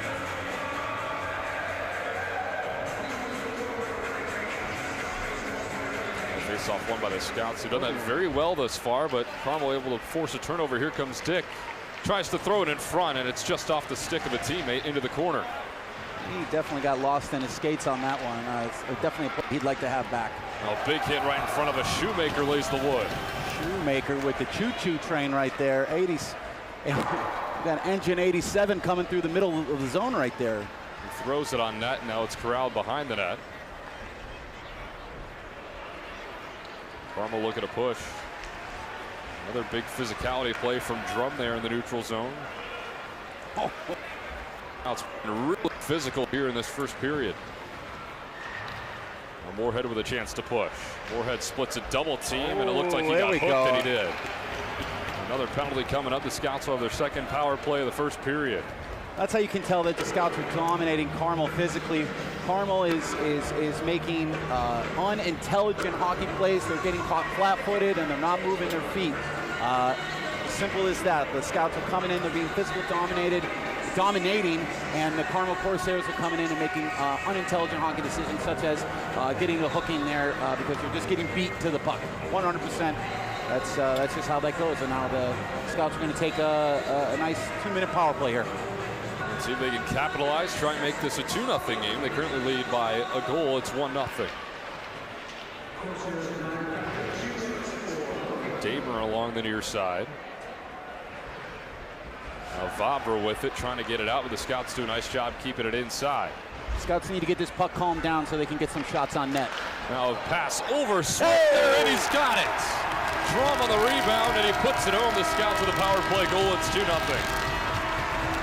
He's gonna go straight to the bench and then hopefully take a peek over to the student section here.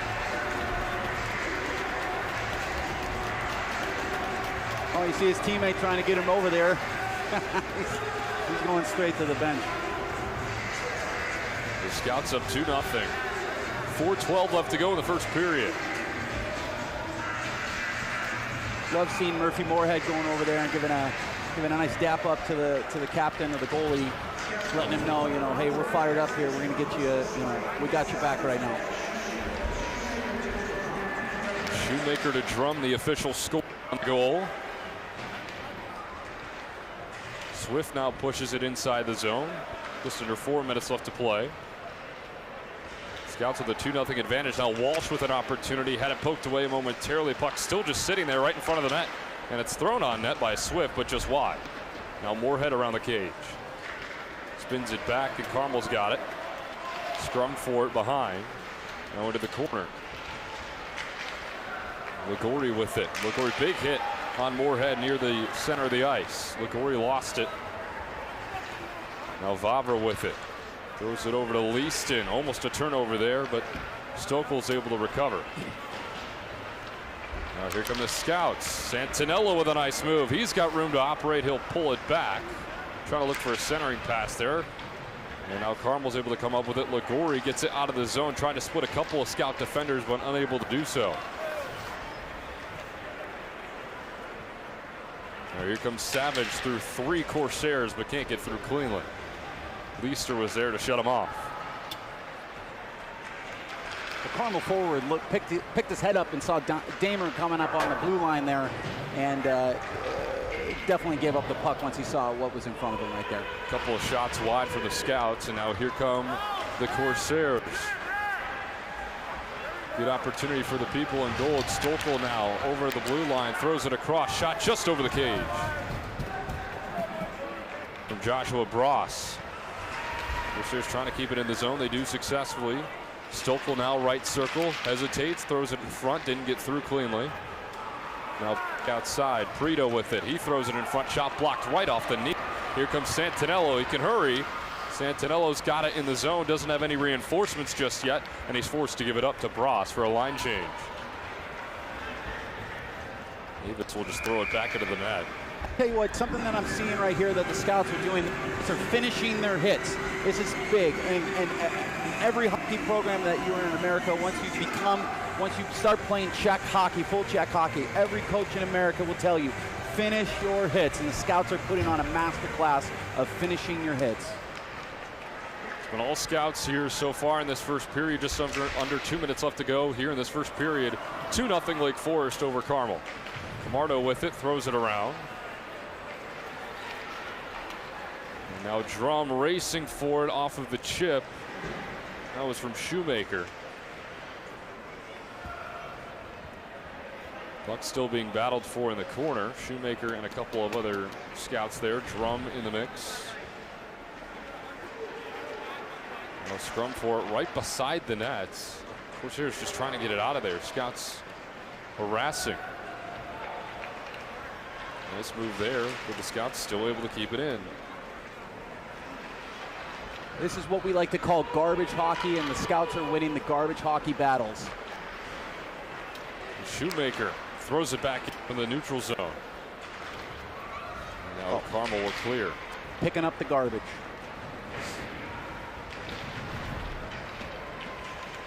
Under a minute left to go. 2-0 Scouts. Scrum for it in the corner. Leaston tried to come up with it, and he does. He keeps it in just momentarily for the Corsairs. The Scouts able to get it out, and they clear. There's a glove on the ice. It's picked up. Yard sale, baby. 30 seconds left to go in the first period. U-line keeps it in. Swings it right back around the back of the net. Now Walsh throws it in front of redirection by Swift, but it's covered up. That's a beautiful play by Swift right there, taking the shot by Walsh. Walsh initially keeps the puck nice and low on the ice right there for 56 for Swift to take the puck, give it a redirection, and hopefully get it past the Corsair goalie. Obviously, he got lucky there, but that was a perfect shot and an offensive opportunity there for the Scouts. Face off in the offensive zone. 22 seconds left to go. Face off, and the puck sitting there. Santinello, his shot redirected up above the net and into the netting. Good look there from Santinello, but missed opportunity. Defensive stick right there. That was half an inch away from being 3-0 Scouts. 16.3 left to go in the first period. Scouts up 2-0. They will get another offensive zone face-off this time for the right circle. Marsh will take it going to sub him out for Santinello. I haven't seen Carmel win too many face-offs here. It feels like the Scouts are dominating the offensive face-off zone. Another puck thrown in front, never got through. U-line's got it at mid-ice. Tried to give it over to Marsh, but couldn't handle it. And now U-line will just handle out the period. Impressive 17 minutes for the Scouts to open up this game. After one period of play, it's Lake Forest 2 and Carmel nothing. We'll take a quick break, be back in a moment. This is Lake Forest Scouts hockey here at the Pucks and Poms event at Lake Forest College.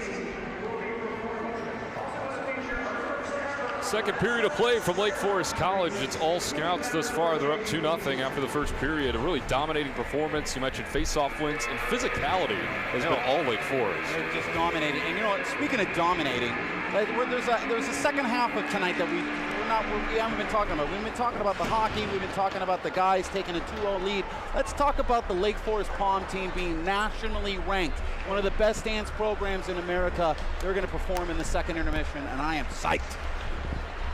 Well, Carmel's got it in the offensive zone. They go right to left in this period. Scouts go left to right. I feel like that's an annual tradition where the Poms team is nationally ranked here at Lake Forest. Every single year, they make that trip down to Florida for nationals. Just a phenomenal program. Puck gets stuck just above the glass, in between the glass and the netting. I tell you what, I'm more interested in how they're going to dance on the ice. It's a question. How do they do it? Are they wearing skates? Are they wearing shoes? I don't know. Do they roll out a mat? Stay tuned. Yeah, I guess.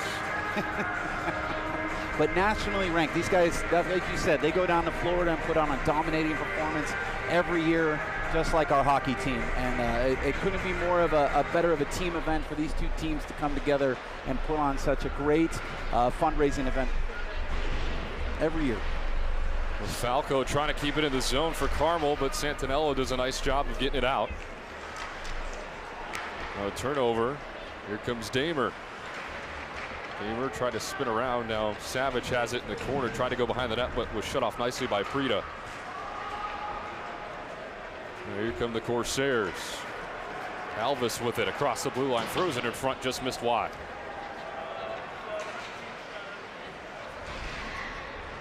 Damer had the target locked in on the Corsair right there, and he definitely he slowed up a bit when he went across the blue line right there because he did not want to take that hit.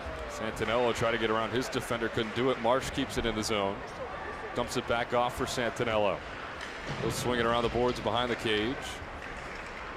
And now here comes Falco and company. Ligori now with it. It's a 2-on-2 if they hurry. Ligori, and the Corsairs want to get a line change. Big time hit in the corner. Ligori hits the deck. Camardo was able to lay the wood. Now another big time hit right in front of the scout bench. So both teams starting to. Train wreck out there. Train wreck. This is a mess. Took the ref out and everything. Pretty physical battle here now.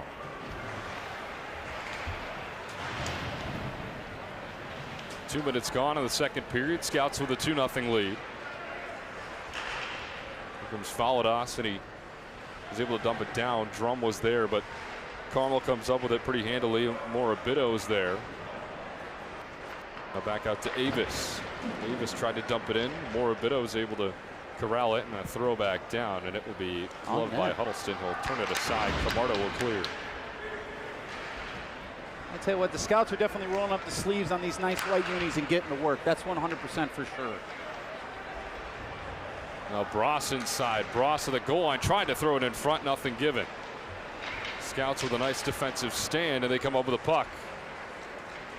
Up ahead, Avis, just too many gold jerseys. He comes up with an extra stick and throws it aside. Now Moorhead, excuse me, on the other side, that's Shoemaker. Stick still on the ground here. By the near side, the puck runs right into that bare stick. And Capelong, he's lit up. Turned aside for the puck. Now Morabito tries to throw it back in. Puck right around the blue line.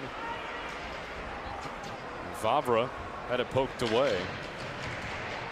A lot of vowels going on here. Yes. Huh? You are it's impressive, guys. This is a name team right here. People who are watching this is very impressive because it's all vowels in these last names, and Connor's doing a killer job of pronouncing these last names. This is not easy, folks. People who are tuning in, watching us live on YouTube. That could have been disaster right there. I appreciate the high praise. I don't know if I'm worthy of it just yet. Yeah, but it's impressive. It's impressive. A lot of V's, O's, and U's. It's not easy to constantly say it. Capelong, Bernardi, Force, Gamble, Alvis, Wente, Falco, Vavra. There's a lot of names that. A lot of sets of brothers in this Carmel program. We saw a couple sets of brothers in the last game. Big hit behind the cage there. That's Moorhead.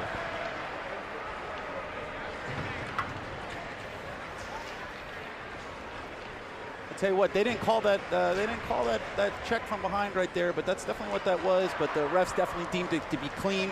But he definitely put a hitting on him right there behind the net. Didn't look as egregious as the first one. Here's Ligori. He dumps it off. Vavra throws it in front for Halvis, but he's unable to corral it. Falco wants it near the blue line, but doesn't get a chance. Scouts get the turnover. Up on the near side, Marsh got crunched in between a defender and the wall. And now they throw it around backside. Marsh with it. 12.5 minutes left to go. He threw it at the net, and nobody was really expecting that, but it was turned aside.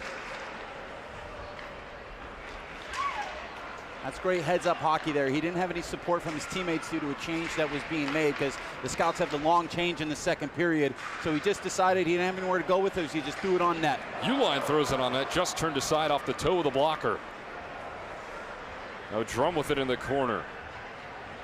They throw it right back to Uline. He takes another shot, tipped in front and covered up. Uline again, since the first period, taking a nice big shot. He takes a wrist shot instead of a slap shot, keeps the puck on the ice, and what does it do? It gets a tip right by the hash marks, and the Carmel Corsair goalie, obviously he got to stop it, but he obviously had a tough time stopping that puck there.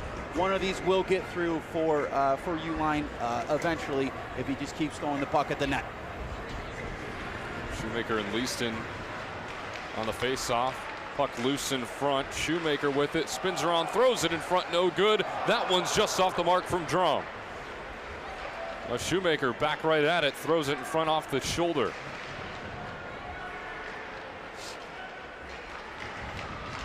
Scrum on the far boards. And now finally a clear from the Corsairs. Arm goes up from Huddleston and an icing is called. So often, how many hockey games, what year did you graduate, Connor? 2020. 2020. How many hockey games did you go to? Did you go to a couple? Probably 4 or 5 throughout my high school career. When you were in high school and you came to a hockey game, did you have any sort of environment like this whatsoever? Not to this level. We had some pretty good ones, but this is definitely a new high. Damer throws it in front, just missed it off to the left. And the sheer amount of people here is absolutely incredible. Atmosphere has been awesome. Here's a break for the Corsairs, but a nice defensive play from Damer. Poke it away on the check. Stokel comes up with it though. He beats his defender, throws it Huddleston, but a nice save. I think one of the best decisions that the Scouts organization has made with this is making day before Thanksgiving. So a lot of alumni are home. Coming home from college and all that stuff. Oh, something going on behind the net. Whistle behind the net. A little extracurricular activity, if you will.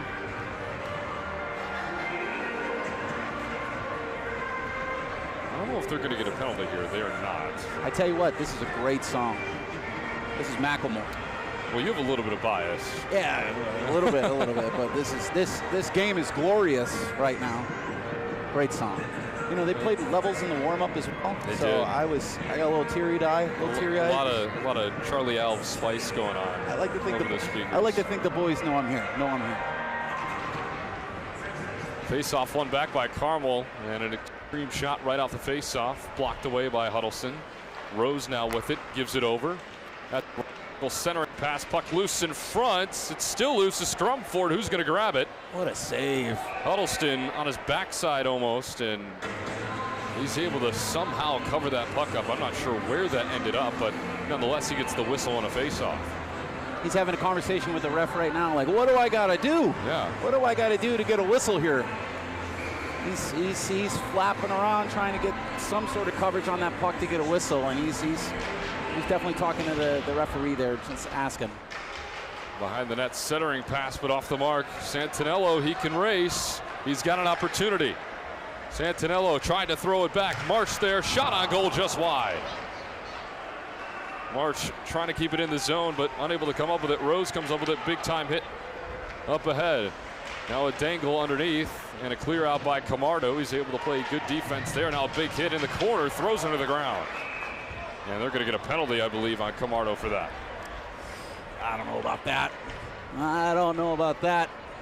I doesn't actually know what that seems like. They're gonna. What are they doing here? Maybe not.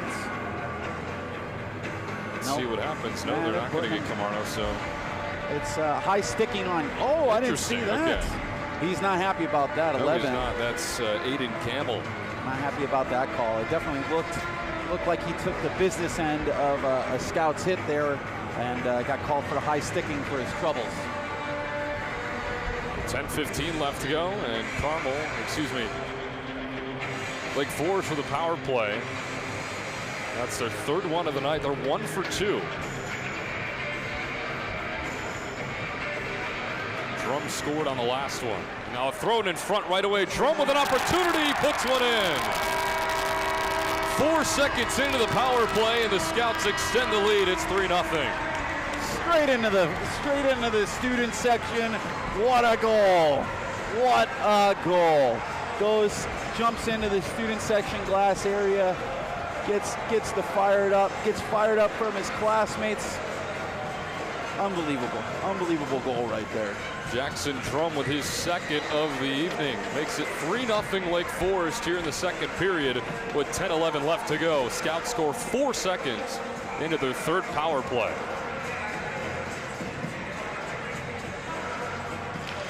I'm kind of hoping you do a play-by-play call for the Poms. You're doing such an amazing job that I think you could do a play-by-play of the Pom performance. I'll give color analysm. As somebody who doesn't know anything about the technicalities of dancing, I don't know if anybody would want to hear that.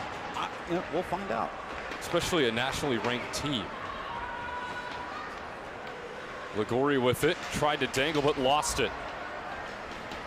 Now up ahead, Moorhead with a one-on-one if he hurries. Moorhead around the left side, gets inside, off the backhand, he scores! Moorhead goes 5-hole and it's 4-0. What a goal. He goes toe to heel, takes him to the backhand, and says, here's a 4th goal. What a shot. What a shot. What a move. That's all Swedish and Finnish right there, baby. Got around the defense on the left side, went forehand to backhand, as you said, and found the 5-hole. The Scouts scored twice in under a minute. And a little John Cena music to really put salt in the wound here for Carmel. 9:36 left to go in the second period. Scouts on top 4-0. They're also out shooting Carmel 18-7. Skates away saying, you can't see me.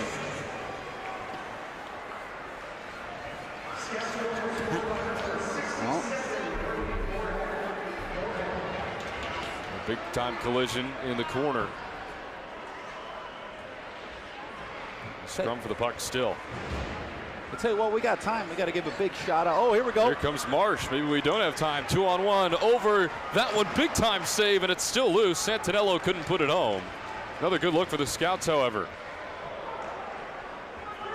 Now Mills with it at the blue line, and that one's deflected wide. What were you going to say? Well, we have an amazing thing going on here tonight. Not just Lake Forest Scouts hockey or Poms. We have Lake Forest New Media providing the television broadcast live on YouTube tonight. Students are doing their big final projects of the year, taking over the final television broadcast tonight that is providing the coverage of tonight's game. Santinello fires just wide. Give a shout out for our production team on that tonight. Doing an excellent job. This is a setup that New Media really hasn't seen before, especially in a venue like this. It's exciting stuff. That one's covered up by Huddleston right in front of the net. A little bit of a scrum afterwards. I tell you what, with a 4-goal lead right now, a 4-0 lead right now for Lake Forest High School, they're going to have to keep they got to keep their calm hats on right now. There's going to be a lot of chippy play by Carmel. No one likes to come into someone else's barn and lose 4-0. So a lot of cheap shots and dirty play might happen here. So the Scouts have to keep calm, stay calm, and hopefully let the referees do their job and keep things at a calm level. Shot from the point never got through. Went off the skate of Dick. Another try. That one went off the post.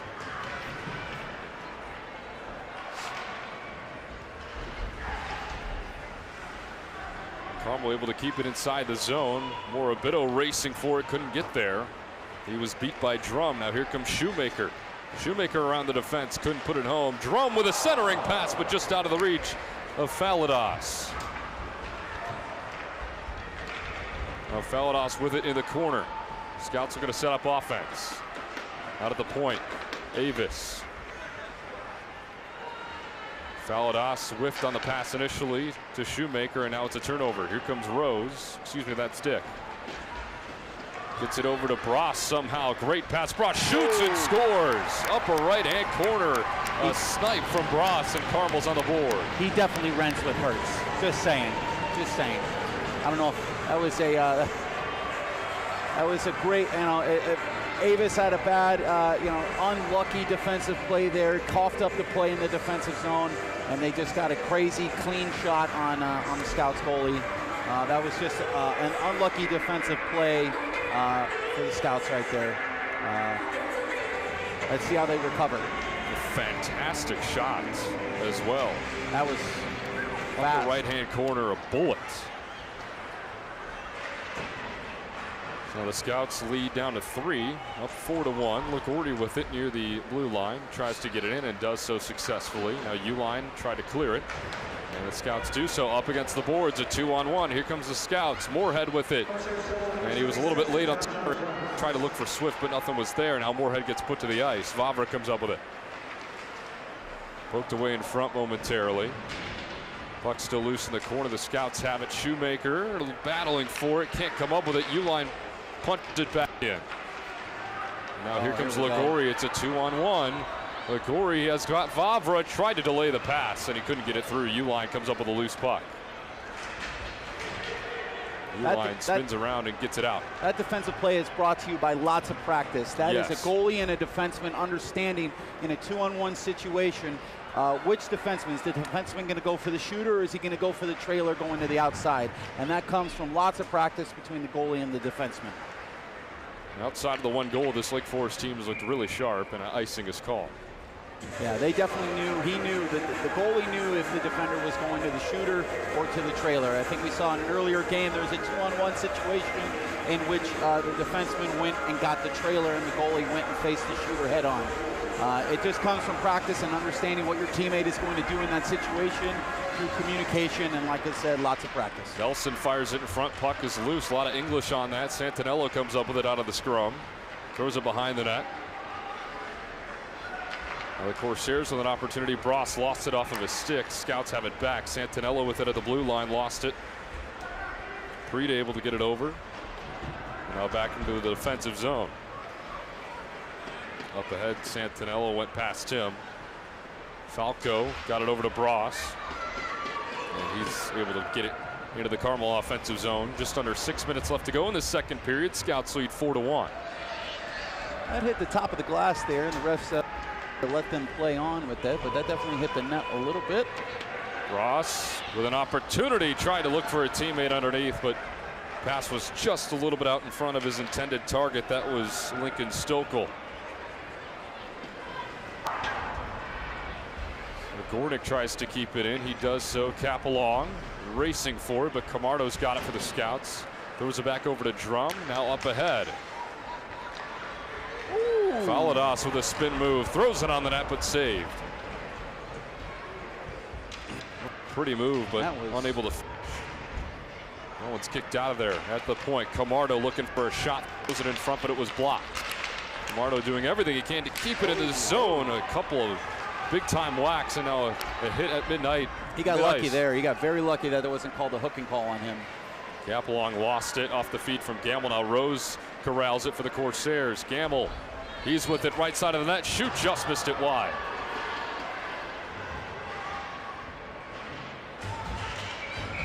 Scrum of the corner, now a whistle. Got a tripping call here. Coming on the Scouts here. I don't know if I necessarily saw it, but doesn't mean it didn't happen. Who are they going to get here? I believe it's somebody's got to go to the penalty box, and nobody is going to the penalty box.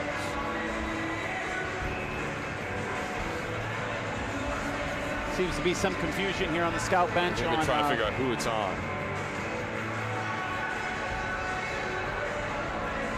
They're going to get Drum, I believe. They pull him off the bench, and yet Jackson Drum will go into the penalty box for 2 minutes. So first power play of the night for the Corsairs, trying to cut the lead in half now. It was 4-0. It's now 4-1 with 4:35 left to go in the second period.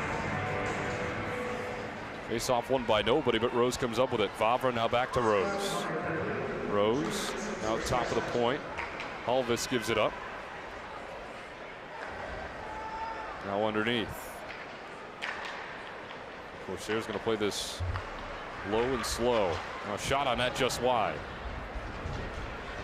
Goes all the way back out to Vavra. Gives it up. Halvis looking for help. Skip pass out to Vavra. That one's blocked right off the shin.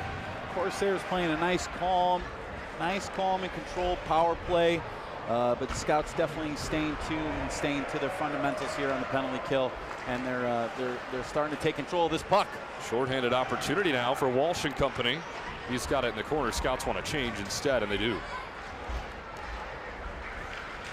Ligori gives it up ahead. Vavra now back to Ligori. A couple of nice moves, but had it poked away. Throw it in front. Avis behind the net. Tried to slam it past the defender Ligori, but was unable to. Now we'll throw it in the air, and that one gets all the way down. It almost went into the Scout bench, but was just below the opening by about a couple of inches. I had some air underneath it. I tell you what, he got that all the way down, and had the Scouts get the time to get some fresh legs on the ice. It was the only way that puck was going to get out, and that one actually does find the bench. It ricocheted off the glass and right back into the I know it's not a field, but I'll say it, field of play. Into the field of play. Yeah, it's. I tell you what, right now the Scouts are taking some chances on the penalty kill. They're getting active, and they're taking some chances going after the points, and also getting some offensive pressure, and hopefully killing this penalty faster than. Marsh with a race for it, got it out of the zone. Couldn't get his stick right in front of him, though. He got tied up with a couple of Corsairs, and now here comes Dick. Dick tried to dump it down. Gamble keeps it into the zone, dumps it right back off for Dick near side. 16 seconds left to go in the power play. Gamble fires that one, had no chance of getting through. 2 Scouts right in front of him. A cap along behind the net. They swing it around. 6 seconds left on the power play. Gamble with a one-timer, but he missed. 1 second. Power play officially killed by the Scouts. A collision back there. Capelong feeds it over. Morabito now into the corner, and that one's blocked away. Scouts come up with the puck. Pushing it up ahead. That's Damer looking for Santinello. And Damer just throws it in front of the net. Nobody home. Mills able to keep it inside for the Scouts. Redirection in front, no good. And now Walsh battling for the loose puck. Walsh in the corner gets it out. And the Scouts able to re-evaluate. Damer throws it on net before heading to the bench. He gets replaced with Camardo. Now a loose puck in front. It's just going to be covered up. I'll tell you what, in ice hockey in general, whether you're a Scout or a Corsair or whatever, you tend to not take kindly to any sort of contact with your goalie after the whistle. It's one of those unwritten rules. Yeah, the Scouts getting after the puck there and trying to get a last-minute poke to try to get the puck in before the whistle. As a defenseman, you're taught we're not going to take that kind of business. So you'll see after the whistle when the Scouts go for the puck that the Corsairs jump on that person pretty heavily and kind of, say, please, don't touch our goalie again. Maybe a few choice words, but stuff that unwritten rule. You can't really mic that up now, can you? No, we can't. Good chance in front from the Corsairs. Vavra unable to put it home, but a nice pass in front from his brother. Now up ahead, Moorhead, or excuse me, that's Philatis putting on the hurt. Now Ligori gives it over. Vavra lost it. And Camardo flips it ahead, but it's kept inside of the zone. Nice job by the Corsairs momentarily. Puck up for grabs in the neutral zone. Here comes Jackson Drum. Got a stick tied up. We got the puck back. Throws it in front, but the centering pass just out of the reach of Philatis. He wanted a hooking call, but to no avail. But that's what I'm saying about playing smart hockey. He got hooked there, but he kept his head down, kept playing through the puck, trying to get a shot on net. If the ref's not going to call it, the ref's not going to call it. But he's going to play smart hockey, continue to play through the play, and try to get continue on to get the shot on net there, but not overreact or act back or try to punch him or whatnot. You didn't let the call take him out of the play. Correct. Yes, that's right.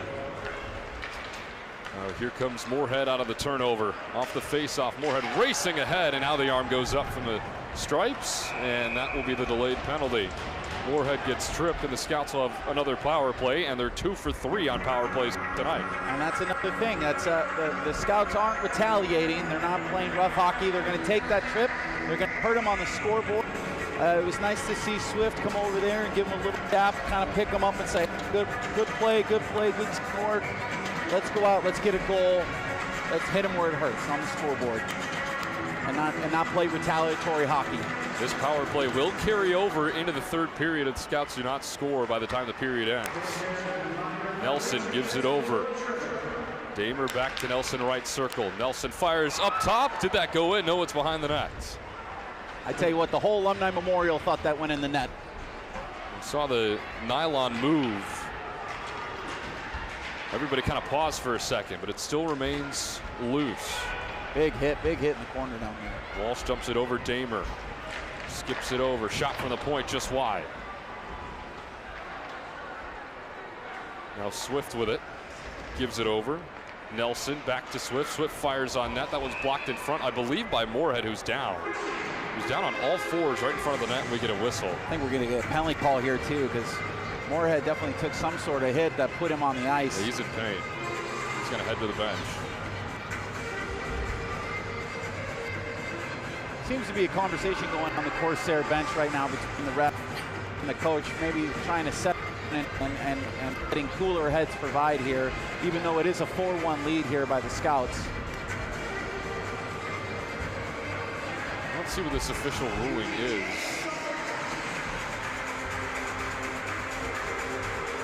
The Scouts, we're going to have a 5-on-3 here for a little bit now. 7.1 seconds left to go in the period. So now they will open up the third period on a 5-on-3 for 1:19. That one's cleared ahead, and that will likely put an end to the second period of play, and it will on the stick of Huddleston. What a great gift.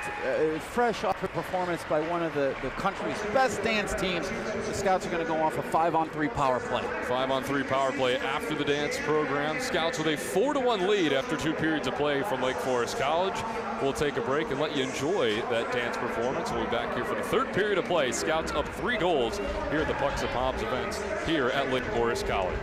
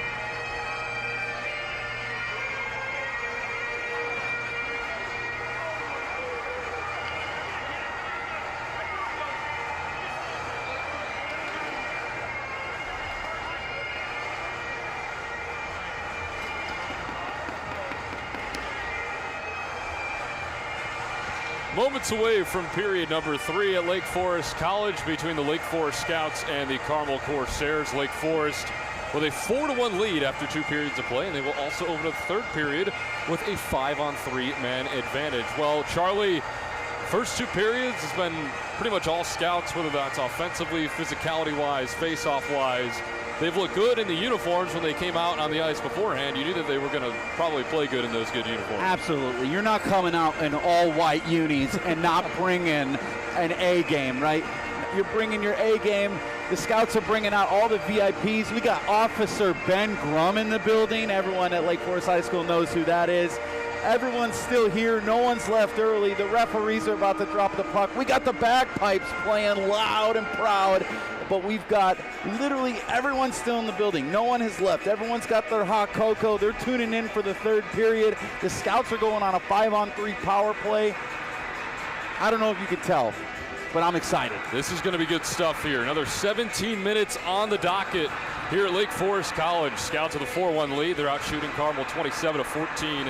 They have a 5-on-3 man advantage for 1:12, and then they will have the remainder of that other power play to try and capitalize and make this a 4-goal game yet again. They were up 4-0, then Carmel came back with a goal, but ever since then, no really momentum for the Corsairs. None whatsoever. What a big difference, right? You're looking at the Scouts bench over here. The boys are fired up. They're jumping up and down.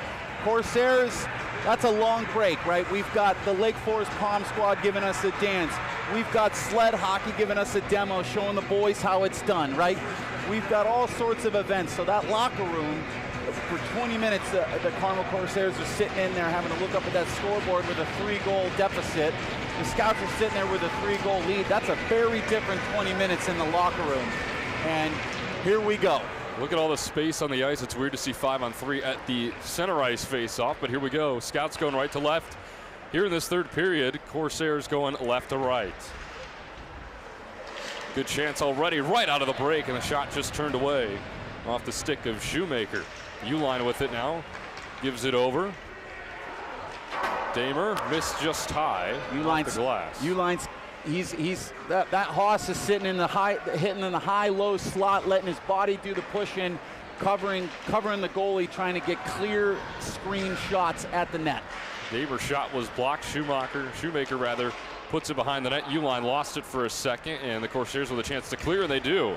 Here comes Vavra. It's a 1-on-2, throws it towards the net, and it's turned aside. Faladas with it. He lost his stick. Wanted a penalty, but didn't get it, and Uline will have to retrieve it. 15 seconds left of the 5-on-3 man advantage. They got to take a second here, get it calmed down, get the puck in the offensive zone.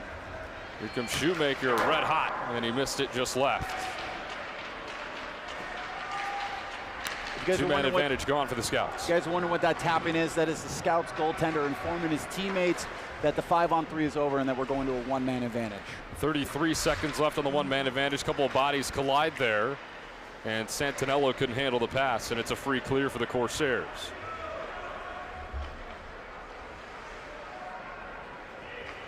Behind the net now.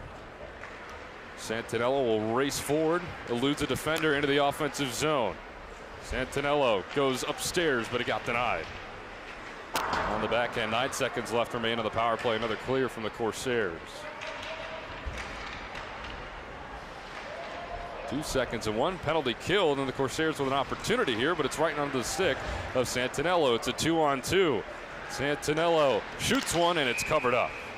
See right there, I think Santinello made the wrong decision right there. I think if he goes back and has another chance at that, he shoots the puck low, hopefully getting a rebound off the Corsair goalie, and that the guy who's trailing along can get that rebound and shoot it into the net, hopefully. I think if he takes that again, he would do that instead.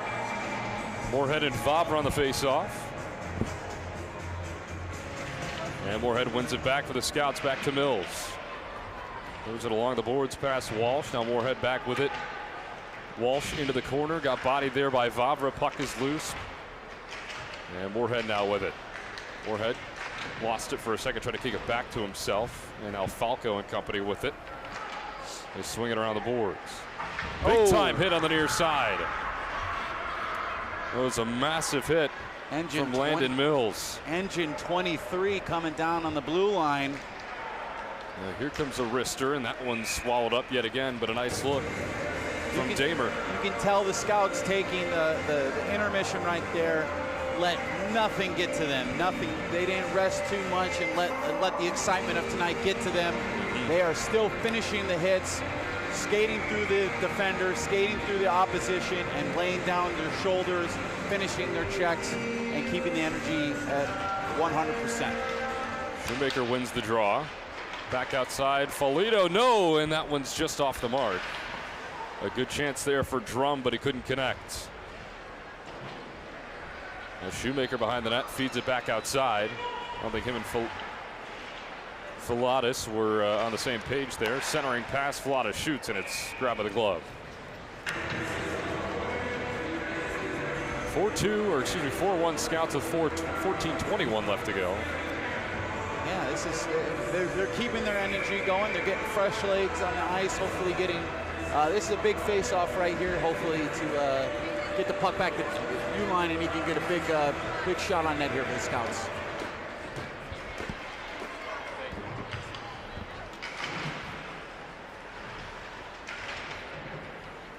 To kind of go back to that 5-on-3 power play, I really like that they used Uline's size to put him in the offensive zone as a forward to create screens on net and let him kind of get down there and push his weight around in the lower slot. I thought that was really good coaching by the Scouts power play coordinator. Try to dump it off for Uline there, but it stays in the zone across the board. Now Marsh lost it for a second, tried to throw it in front. He has a man, Felitas there, that's Carlson.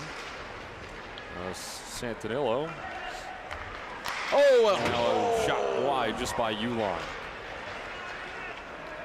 You know, we know Uline plays offensive line for the football team, and obviously he plays defense for the hockey team. But what's his golf score? He's got to be gripping and ripping 350 yards. Big time hit on the near side by Carlson.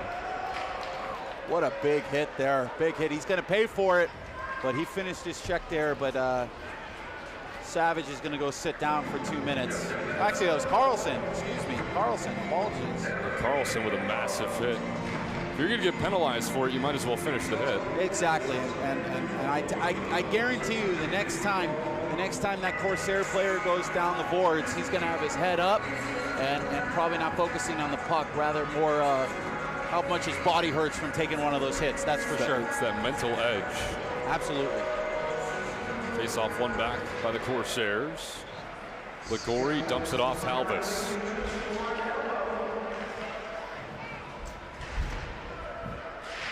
Corsairs scoreless on the power play here tonight. Vavra dumps it back off Ligori. Looking across. Now Rose with it. Vavra at the point. Oh, big move there. Big move there. Nice move by the Corsair defenseman. I'll give credit, even though this is a Scouts broadcast, I'll give credit where credit is due. Vavra waits, dumps it down underneath. Both Vavras out there on the power play, and the Scouts are able to clear. How about this linesman? Look at this guy's beard down here. Duck Dynasty style. There you go. He's got, that's wicked. We're not even in the playoffs yet. Oh, here we go. Moorhead with an opportunity, lets one rip, and a big save. Put it right in his breadbasket there, though. That's the problem. He had a straight shot on the goalie. He should have been going for an upper corner, keeping something low, but instead he shot it right into the goaltender's breadbasket. No real option to get a goal there.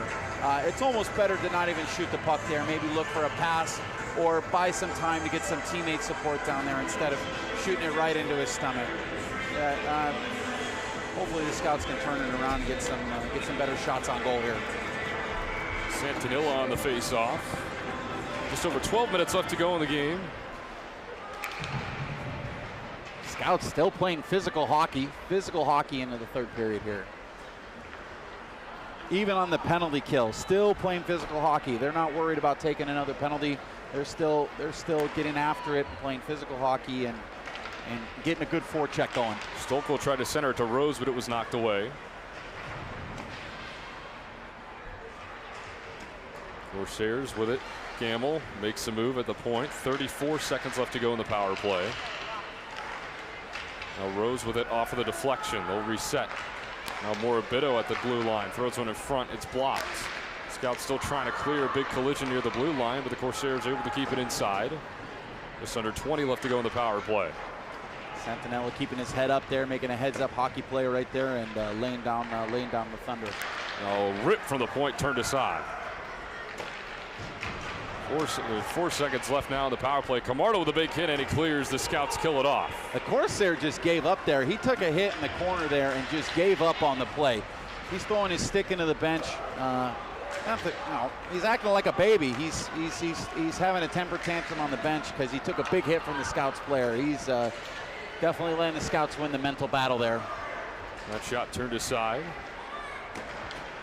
Now at the point, Shoemaker lets one rip, and that one's swallowed up. I know I said it earlier, but it's this event, Poms and Pucks are bringing out all the VIPs. Now Commander Ben Grum is in the building tonight, bringing out all, former CSO officer for Lake Forest High School. Now Commander Ben Grum is in the building tonight. What a great event here. All parents, all members of every other sports team. And then we got another goal. What is you're talking about? It's a great event. Talking over the goal. All he does, again, he scored the first goal of the game. He's got it again. Taking it straight to the student section. Rewarding all of those students here who have stayed throughout the third period of this game. Rewarding them with a 5th goal and a celebration. 5-1 Scouts now, 10:46 left to go in the game. Whoop, there it is, that's for sure. And all Lake Forest here tonight. It continues to be that way. Lead back up to 4, the largest of the night for the Scouts. Scouts taking their time on the last change there. Swinging around the boards, Uline dumps it in. Swift racing towards it.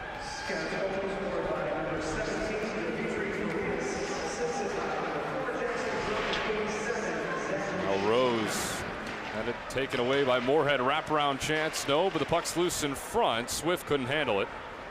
And now here come the Corsairs. Ligori pushing it up ahead, tries to get around Uline, but the bigger physical body is able to prevail in Uline, and he clears it back outside. Look at the size difference between Ligori and Uline. Just wild. When he's coming through the neutral zone and coming into the scout zone and looks up and seeing that big boy, that's got to get into his head a little bit, right? Uline just fires it into the bench. Not just a physical advantage, but just a mental advantage at that point, right? Even though he's a quick, fast player, it's still, you're seeing a big wall in front of you. And, he's got to turn on the jets to try to get around him, but knowing that Uline is an excellent defenseman, that's just got to get to you at some point. Uline certainly doesn't move like an offensive lineman out here on the ice, that's for sure. Absolutely. His lateral quickness is impressive, especially on skates. Which is impressive. That's an impressive thing to do. For people who are tuning in that don't really know much about hockey, that is very hard. Big time chance, Santinello with a dime, but we're going to see a little extra action here. That's Andrew Marsh tried to put it home off of a great pass from Santinello, and as you said, a little bit of a strum in front. They're playing great hockey right now. They're attacking the net. They're getting shots on net. They're getting the puck in deep. They are controlling this hockey game right now. Back in the first period, we couldn't really tell who was dominating this game, but very clearly in the third period, the Scouts have fully taken over here, 100%. Just under 9.5 minutes left to go in the game. Another centering pass to that one, unable to be handled by Lake Forest. One out of the reach of Shoemaker as it goes back into the zone.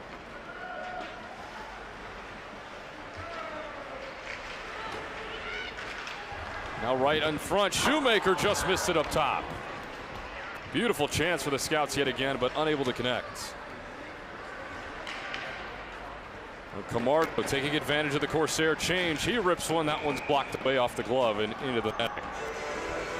But something that we should bring back up. These white unis are amazing. We got the old school Scouts logo on the front, and they just something to go back. When these players skated out, The lights are off. We have the CO2 and the production going. The guys in the white unis. Just what an amazing entrance tonight the Scouts made, and they really have backed up. You know, usually when you come out and you make an entrance like that, the other team wants to come in and wreck your evening, but the Scouts really backed up their entrance tonight. It was a very high production value. Absolutely, especially for a high school hockey game. Unbelievable. Unbelievable. I felt like I was watching the Blackhawks out here. It's a professional atmosphere here tonight, especially with all the people in the building. As you mentioned, all the production aspects of just the entrance. The lights are off, the smoke is going. The bagpipes? We forgot about the bagpipes. And mind you, no helmets. Yeah, no helmets. So you got the lettuce flowing in the wind right there. And mind you, we don't even have the world's greatest dance team on yet, right? They formed a nice little tunnel, but they weren't dancing. They were ready to go. They were just there. They were letting people know, like, oh, get ready. We're coming up in the second period. I don't know what the call was here. I kind of missed that. I think it was, I want to say it was. Is that a penalty? No, we do have a penalty. I thought it was going to be icing at first because it just went all the way down, but they're going to send Gabriel Morabito of Carmel to the box. And like I said, this is something in the second period that the Scouts are going to have to address, right? Carmel does not like, no one likes losing by 4 goals. So there's definitely going to be some cheap shots taken, and it's very important that the Scouts don't do any retaliatory things and let the refs control this game and make sure it doesn't get out of hand. Scouts have scored on 2 penalties thus far tonight. Camardo gives it over. Santinello tried to feed it across, but out of the reach of March. Now behind the net. Centering pass, but he was facing the wrong way. And now the Corsairs are able to clear. Rose slams on the brakes. Camardo definitely had the target locked in on him, very much so. Corsair was very lucky to get rid of the puck when he did. Camardo was going to lay down a hit on him if he didn't drop that puck soon. Hopefully the Scouts here can get the puck under control here and get some nice relaxed passes. And now a turnover here. Rose with an opportunity off the post. Big break there for the Scouts. Definitely ate my words there, Connor. Santinello now on the other side, trying to speed ahead, spins around, gets away from a couple of defenders, trying to look for a centering pass. It got it poked away. We'll go all the way down to the other end of the ice. He got his hand on that. Go get it. Got his hand on it. That's why we didn't get an icing. Oh, well, actually, sorry. We are on the power play. Speeding ahead, Shoemaker gets around a couple of Corsairs into the offensive zone. Shoemaker going all the way, just got it poked away. Oh my goodness, big hit there. That was Uline on the other end. Choo-choo. Oh my God, they're going to call a penalty on him. Another big-time hit. That's from Folly Does. Scouts laying down the Thunder here, but I think the refs are going to call this penalty. They're going to call this penalty to make sure that we keep temperatures down here at the Alumni Memorial. Whether or not that was considered a clean hit or not, the refs are definitely going to put him in the box for 2 minutes because they need to keep the temperature down and keep tempers from flaring out of control here. He's bleeding. This is not good. This is not good. Rocco Falco is on the ground for Carmel.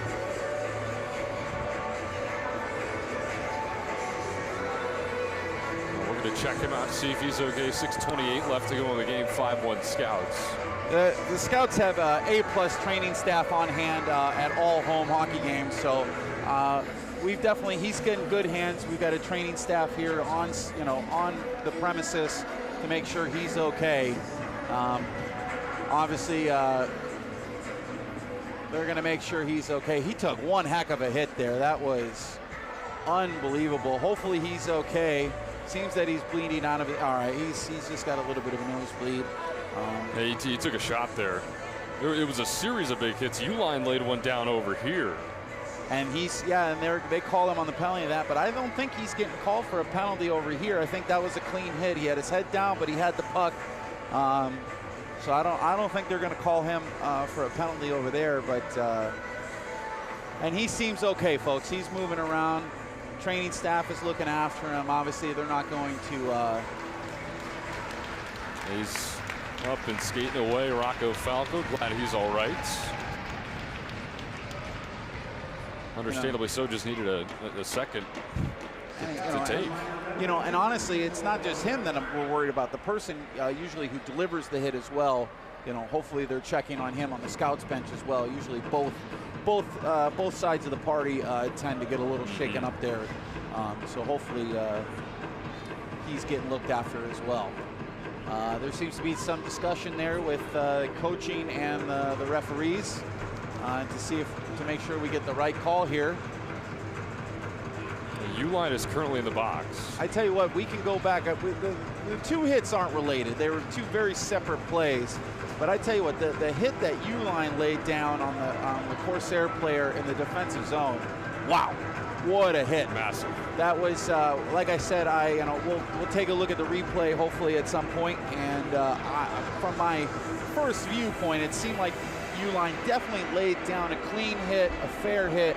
But it definitely seems like the refs are very concerned about keeping temperatures and keeping the down and making sure that this doesn't get out of hand and no one gets hurt. Especially in a 4-goal game. Absolutely. Well. You just don't need that. Correct. And, obviously, energy is high. This is the battle for 176. And you want to make sure that, no one does anything stupid or that they would regret, And with that, let's play some hockey. The Scouts on the power play, on the penalty kill. I believe that they got both. Both of you. The Scouts are on. It's a 4-on-4. Yeah, they just called U-line there for the one hit. Obviously, the hit that injured the Corsair player did not get called for a penalty. That was a clean hit. It's now Carmel on the man advantage. Now another big hit. These are flying in this game. Scouts have been playing with physicality all night long. They're just continuing to amplify that. Now Moorhead comes up with it, and he just clears it all the way down to the opposing goal. Vavra with it. Throws it across to Rose, who gets into the offensive zone. Scouts just delivering the pain. Vavra throws it up off the glass. Now Halvis over to Rose. Just under 5.5 minutes left to play here from Lake Forest College. No shot on net. That one's redirected. And now a clear, and Santinello's got an opportunity. If he hurries, Santinello on the break. Big time glove save. Wow, what a save. Big save right there. That was awesome. So let's take a minute and discuss, talk about the reason why we're here. We're the whole organization, the Scouts Hockey Organization, ourselves, are here to raise money for an organization called GLAZA. GLAZA is the sled hockey organization that stands for the Great Lakes Adaptive Sports Association. That their main focus is sled hockey, and we actually got to see a sled hockey demo between the second and third period where they took a couple high school kids, put them on sled hockey's boards, showed how hard it was, and then they had actual sled hockey players come and show the kids how it's done. And in a race, too. Oh, and just smoked them. It was so impressive. Puck loose in front. Carmel with an opportunity, still loose in front, and the Scouts are able to get it out. And the amazing ties that the Lake Forest Scouts program have to GLAZA go all the way back to ties with the Lake Forest College Hockey organization with Tony Fritz, who started the organization, I believe, and ties all the way back, I want to say, to the early 90s. Just being able to give people who have injured or lost legs, and whether it be, whatever, and giving them the ability to join and play this game that we love so much, which is ice hockey. What an amazing event, and we're able to raise. Hopefully we'll get a number of how much money was raised by the end of the game just tonight for GLAZA, but just amazing. Just wow. So much I can't even think of a different word to say, but amazing. It's been a phenomenal event all night long. This is game 3 of 4. There's one more after this. It's a JV blue, or excuse me, varsity blue. Yep. That we will be broadcasting. Obviously, me and Connor won't be on the call, but we will continue to broadcast it. So if you're watching this game, keep the channel tuned to this channel. We will have varsity blue coming up after this game. There will be an ice resurfacing, and then we'll go straight into the varsity blue. Some more good times coming up here at Lake Forest College. 3.5 minutes left to go in the game. Scouts up 5-1 here on Thanksgiving Eve. And I think you brought that up earlier, how it's so great that this is on the Wednesday before Thanksgiving. You get so many people here. You mentioned the alumni base that shows up for this. Absolutely. I've seen a lot of old faces here. I'm sure you have as well. Got one of my best friends from high school. I graduated high school in 2004. One of my best friends from high school is staying here right next to me. There you go. And just an amazing event that everyone can come back and create an amazing community event. And honestly, I hope this is something that we get to do. It becomes an event every before Thanksgiving. That is the Pucks versus Poms event.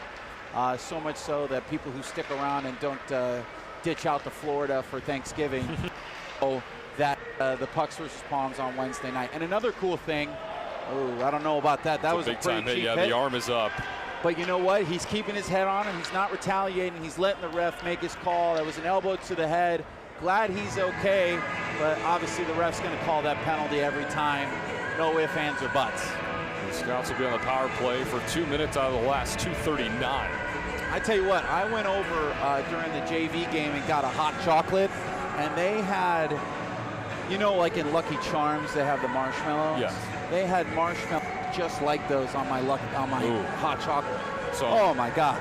Rating out of 10. I'll be here next year. Whether or not I'm asked back to do color commentary on this hockey game, I will be here having a hot chocolate just for those marshmallows alone. Shot down in front from Santinello, but was redirected wide. Under 2.5 left to play here. Scouts with a 4-goal advantage. 4 goal. 4 horsemen, baby. See right there. The Corsair number 10 right there. He looked up before he got puck control because he knew that our defenseman was going to come down and play the physical game, so much so that he wouldn't concentrate on the puck because he was afraid about taking the hit, making sure that the puck cleared the zone. Therefore, the Scouts kept the puck in the zone. Under 2 minutes left to play. Scrum forward in the neutral zone. Scouts finally come up with it. Santinello pulls it back out. Now to Mills at the point. Mills fires. That one's redirected. Looped in front. And it's turned aside to the corner. Now Moorhead with it. Excuse me, that's Camardo. Scouts still looking fantastic in the all-white unis. I will say it looks great, the white-on-white numbers, but it is a broadcaster's enemy. There's just in front, and it's covered up. I tell you what, the all-white numbers are not doing us any favors, are they? They look great. They look great, but it's a broadcaster's enemy. Luckily, we're not any farther away than we are. We're really not that far away from the ice in general. But which, thank goodness that we're not in a press box right at the 300 level in the nosebleeds. That'd be a different experience altogether. Yeah, I don't know how they do that at the United Center. Maybe I really don't, shed some light. I work at the United Center, and so sitting up there, I'll sit up and watch basketball games. And that's 5-on-5 still, and I don't know how they would do it for hockey. I mean, obviously they have a television monitor there with a television broadcast, so maybe that makes it a little easier. But still, some of the broadcasters have hawk eyes. I'll tell you that. That is true.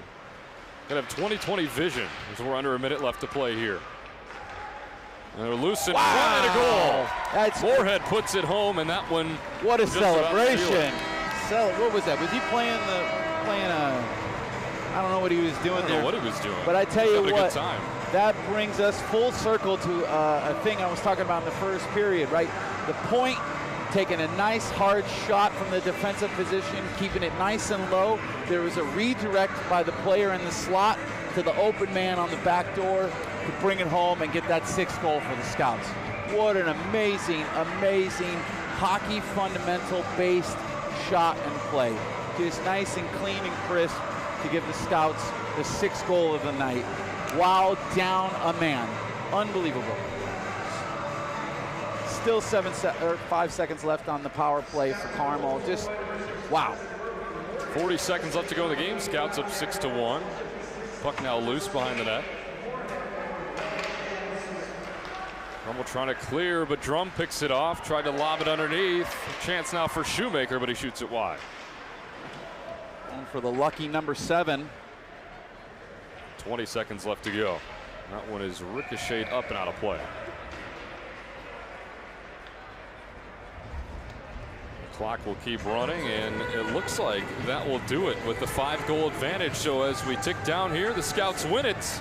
Varsity Gold final 6-1 over the Carmel Corsairs here on Pucks and Pom Night. What a big victory on Pucks versus Pom Night. A 5-goal win here. Hopefully, it looks like Carmel is going to take is going to exit the ice here. All right, Scouts hockey, amazing varsity victory tonight. Carmel, you know, great team to play against. Obviously, the Battle of 176 was, you know, won by the Scouts. An amazing night, 50-50 raffle time. We got a dance by the Poms squad. Amazing night.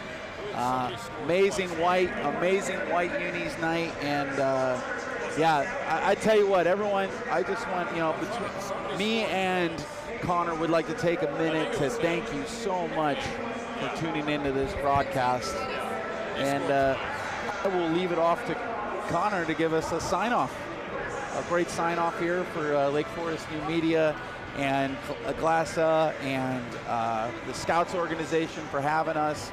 You know, we're not current students. We get asked back.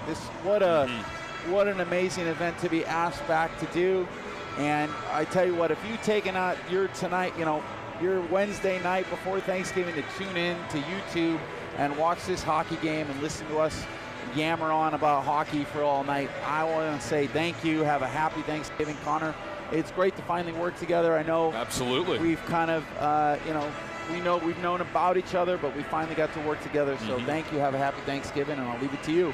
Yeah, it's been a great night, great event. There's still one more game here tonight. We won't be on the call, but this was a pair of great games that we were on the call for. Charlie, thank you so much for joining me here tonight. It's been a very, very fun time, very fun evening, and thanks to everybody who puts on this great event each and every single year. So that'll do it for us. Scouts win it 6-1 over the Carmel Corsairs in the Varsity Gold game. There's one more game left to go, so don't go anywhere. Keep watching. You won't hear us anymore, but you'll still have another full game of Scouts hockey. Wow. Can you tell we've been doing 2 games right? Yeah, it was, and you know, what a great JV game that we had, Absolutely. Huh? Like, I know we got another varsity game, but an amazing JV game, a great hockey program, and tons of great hockey to look forward to in the future. Tons of great hockey, and the Scouts win it here 6-1. That'll do it for us from Lake Forest College. For Charlie Alves and our entire New Media crew, my name's Connor Clark saying so long from Lake Forest. Scouts win it 6-1. Have a very happy holiday season, and we'll talk to you sometime soon.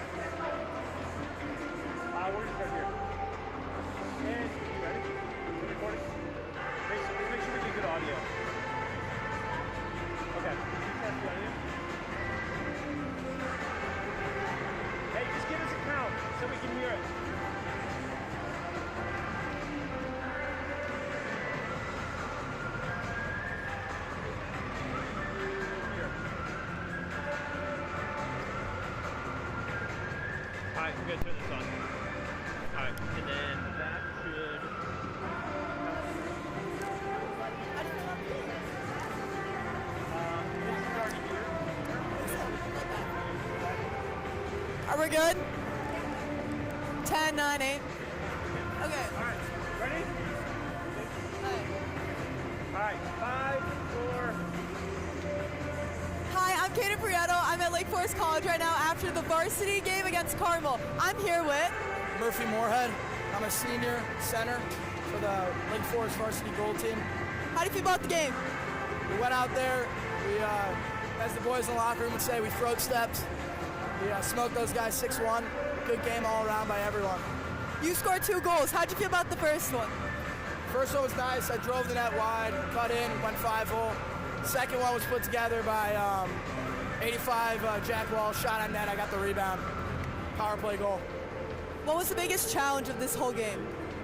Carmel's pretty cheap, so a lot of penalties. So sometimes the penalties can be pretty frustrating. So just got to stay in your head. It's awesome. Thank you so much.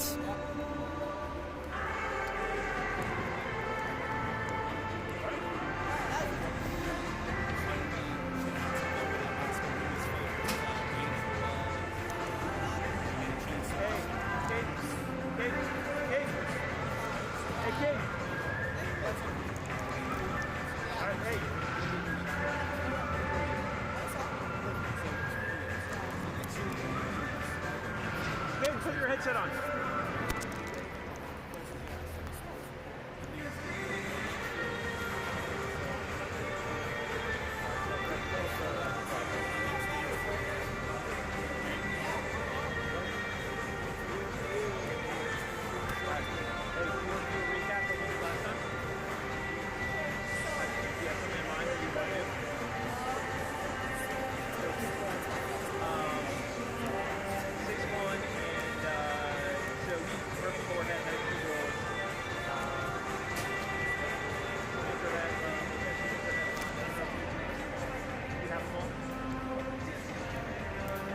Why don't you just do like an overview just so we have like the whole process.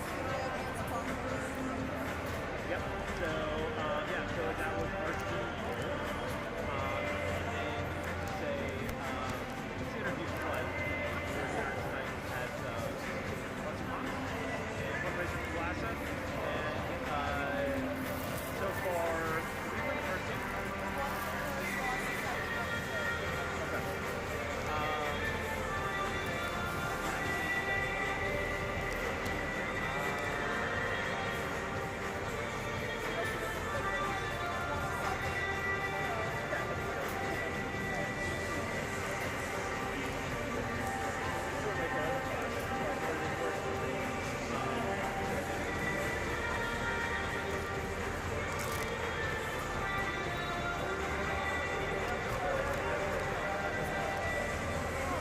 We're gonna shoot one more quick little thing right here. Is that okay? Okay, sorry. We're gonna shoot something right here. Sorry.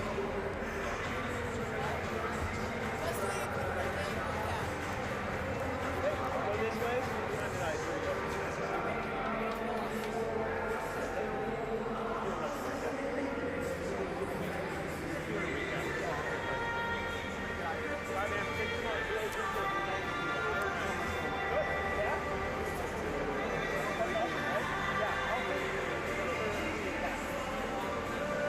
I love it, dude. Thank you for doing it. Connor.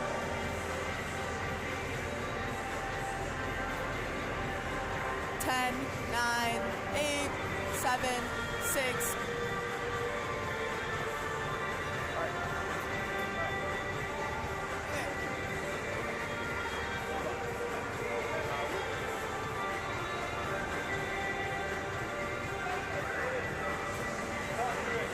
Ten, 9, 8, 7, 6, 5. Okay. Here, put it right here.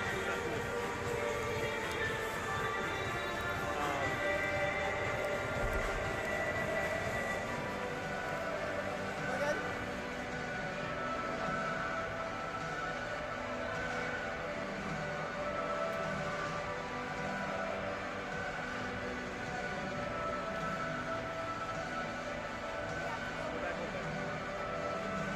Go back.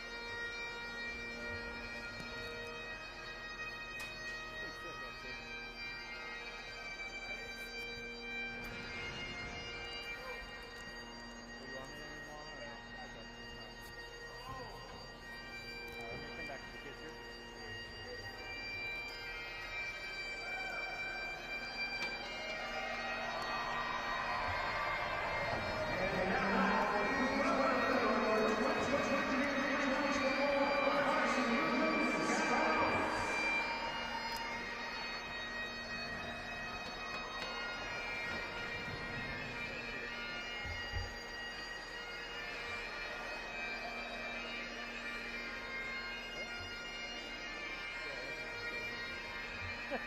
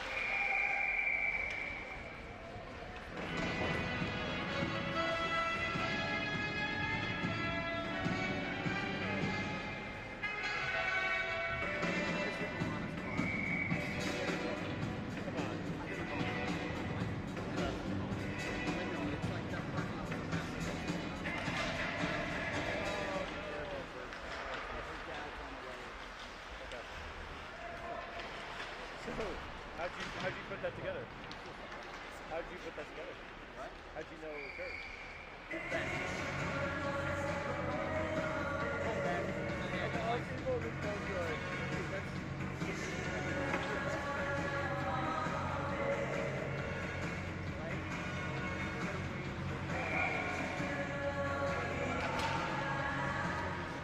good. Yeah, he's good dude. Yeah, he's good dude.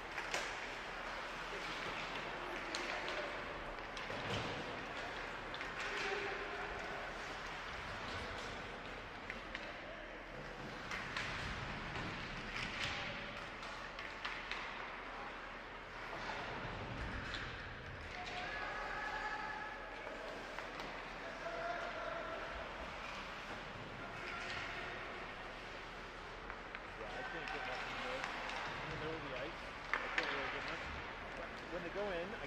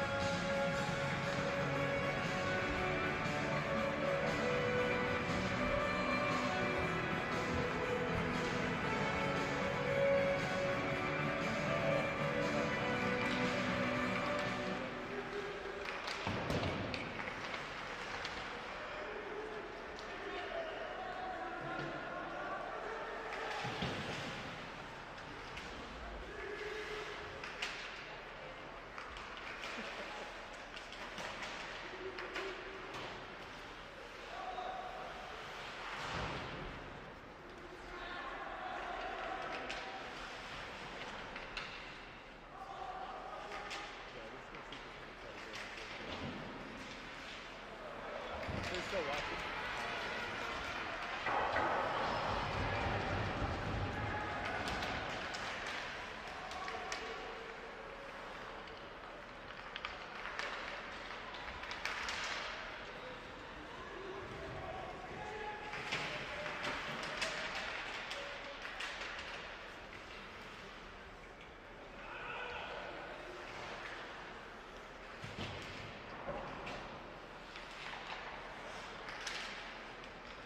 Have that red.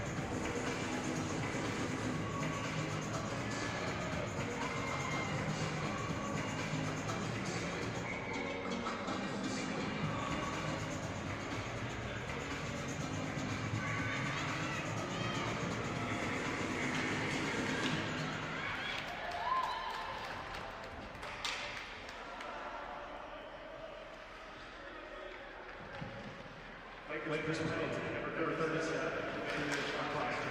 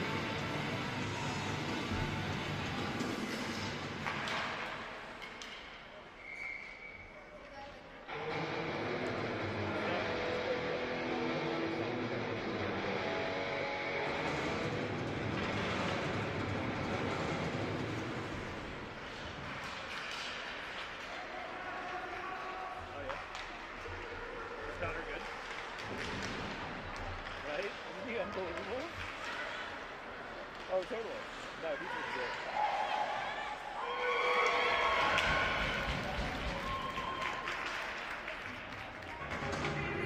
Oh yeah. Oh no, he does.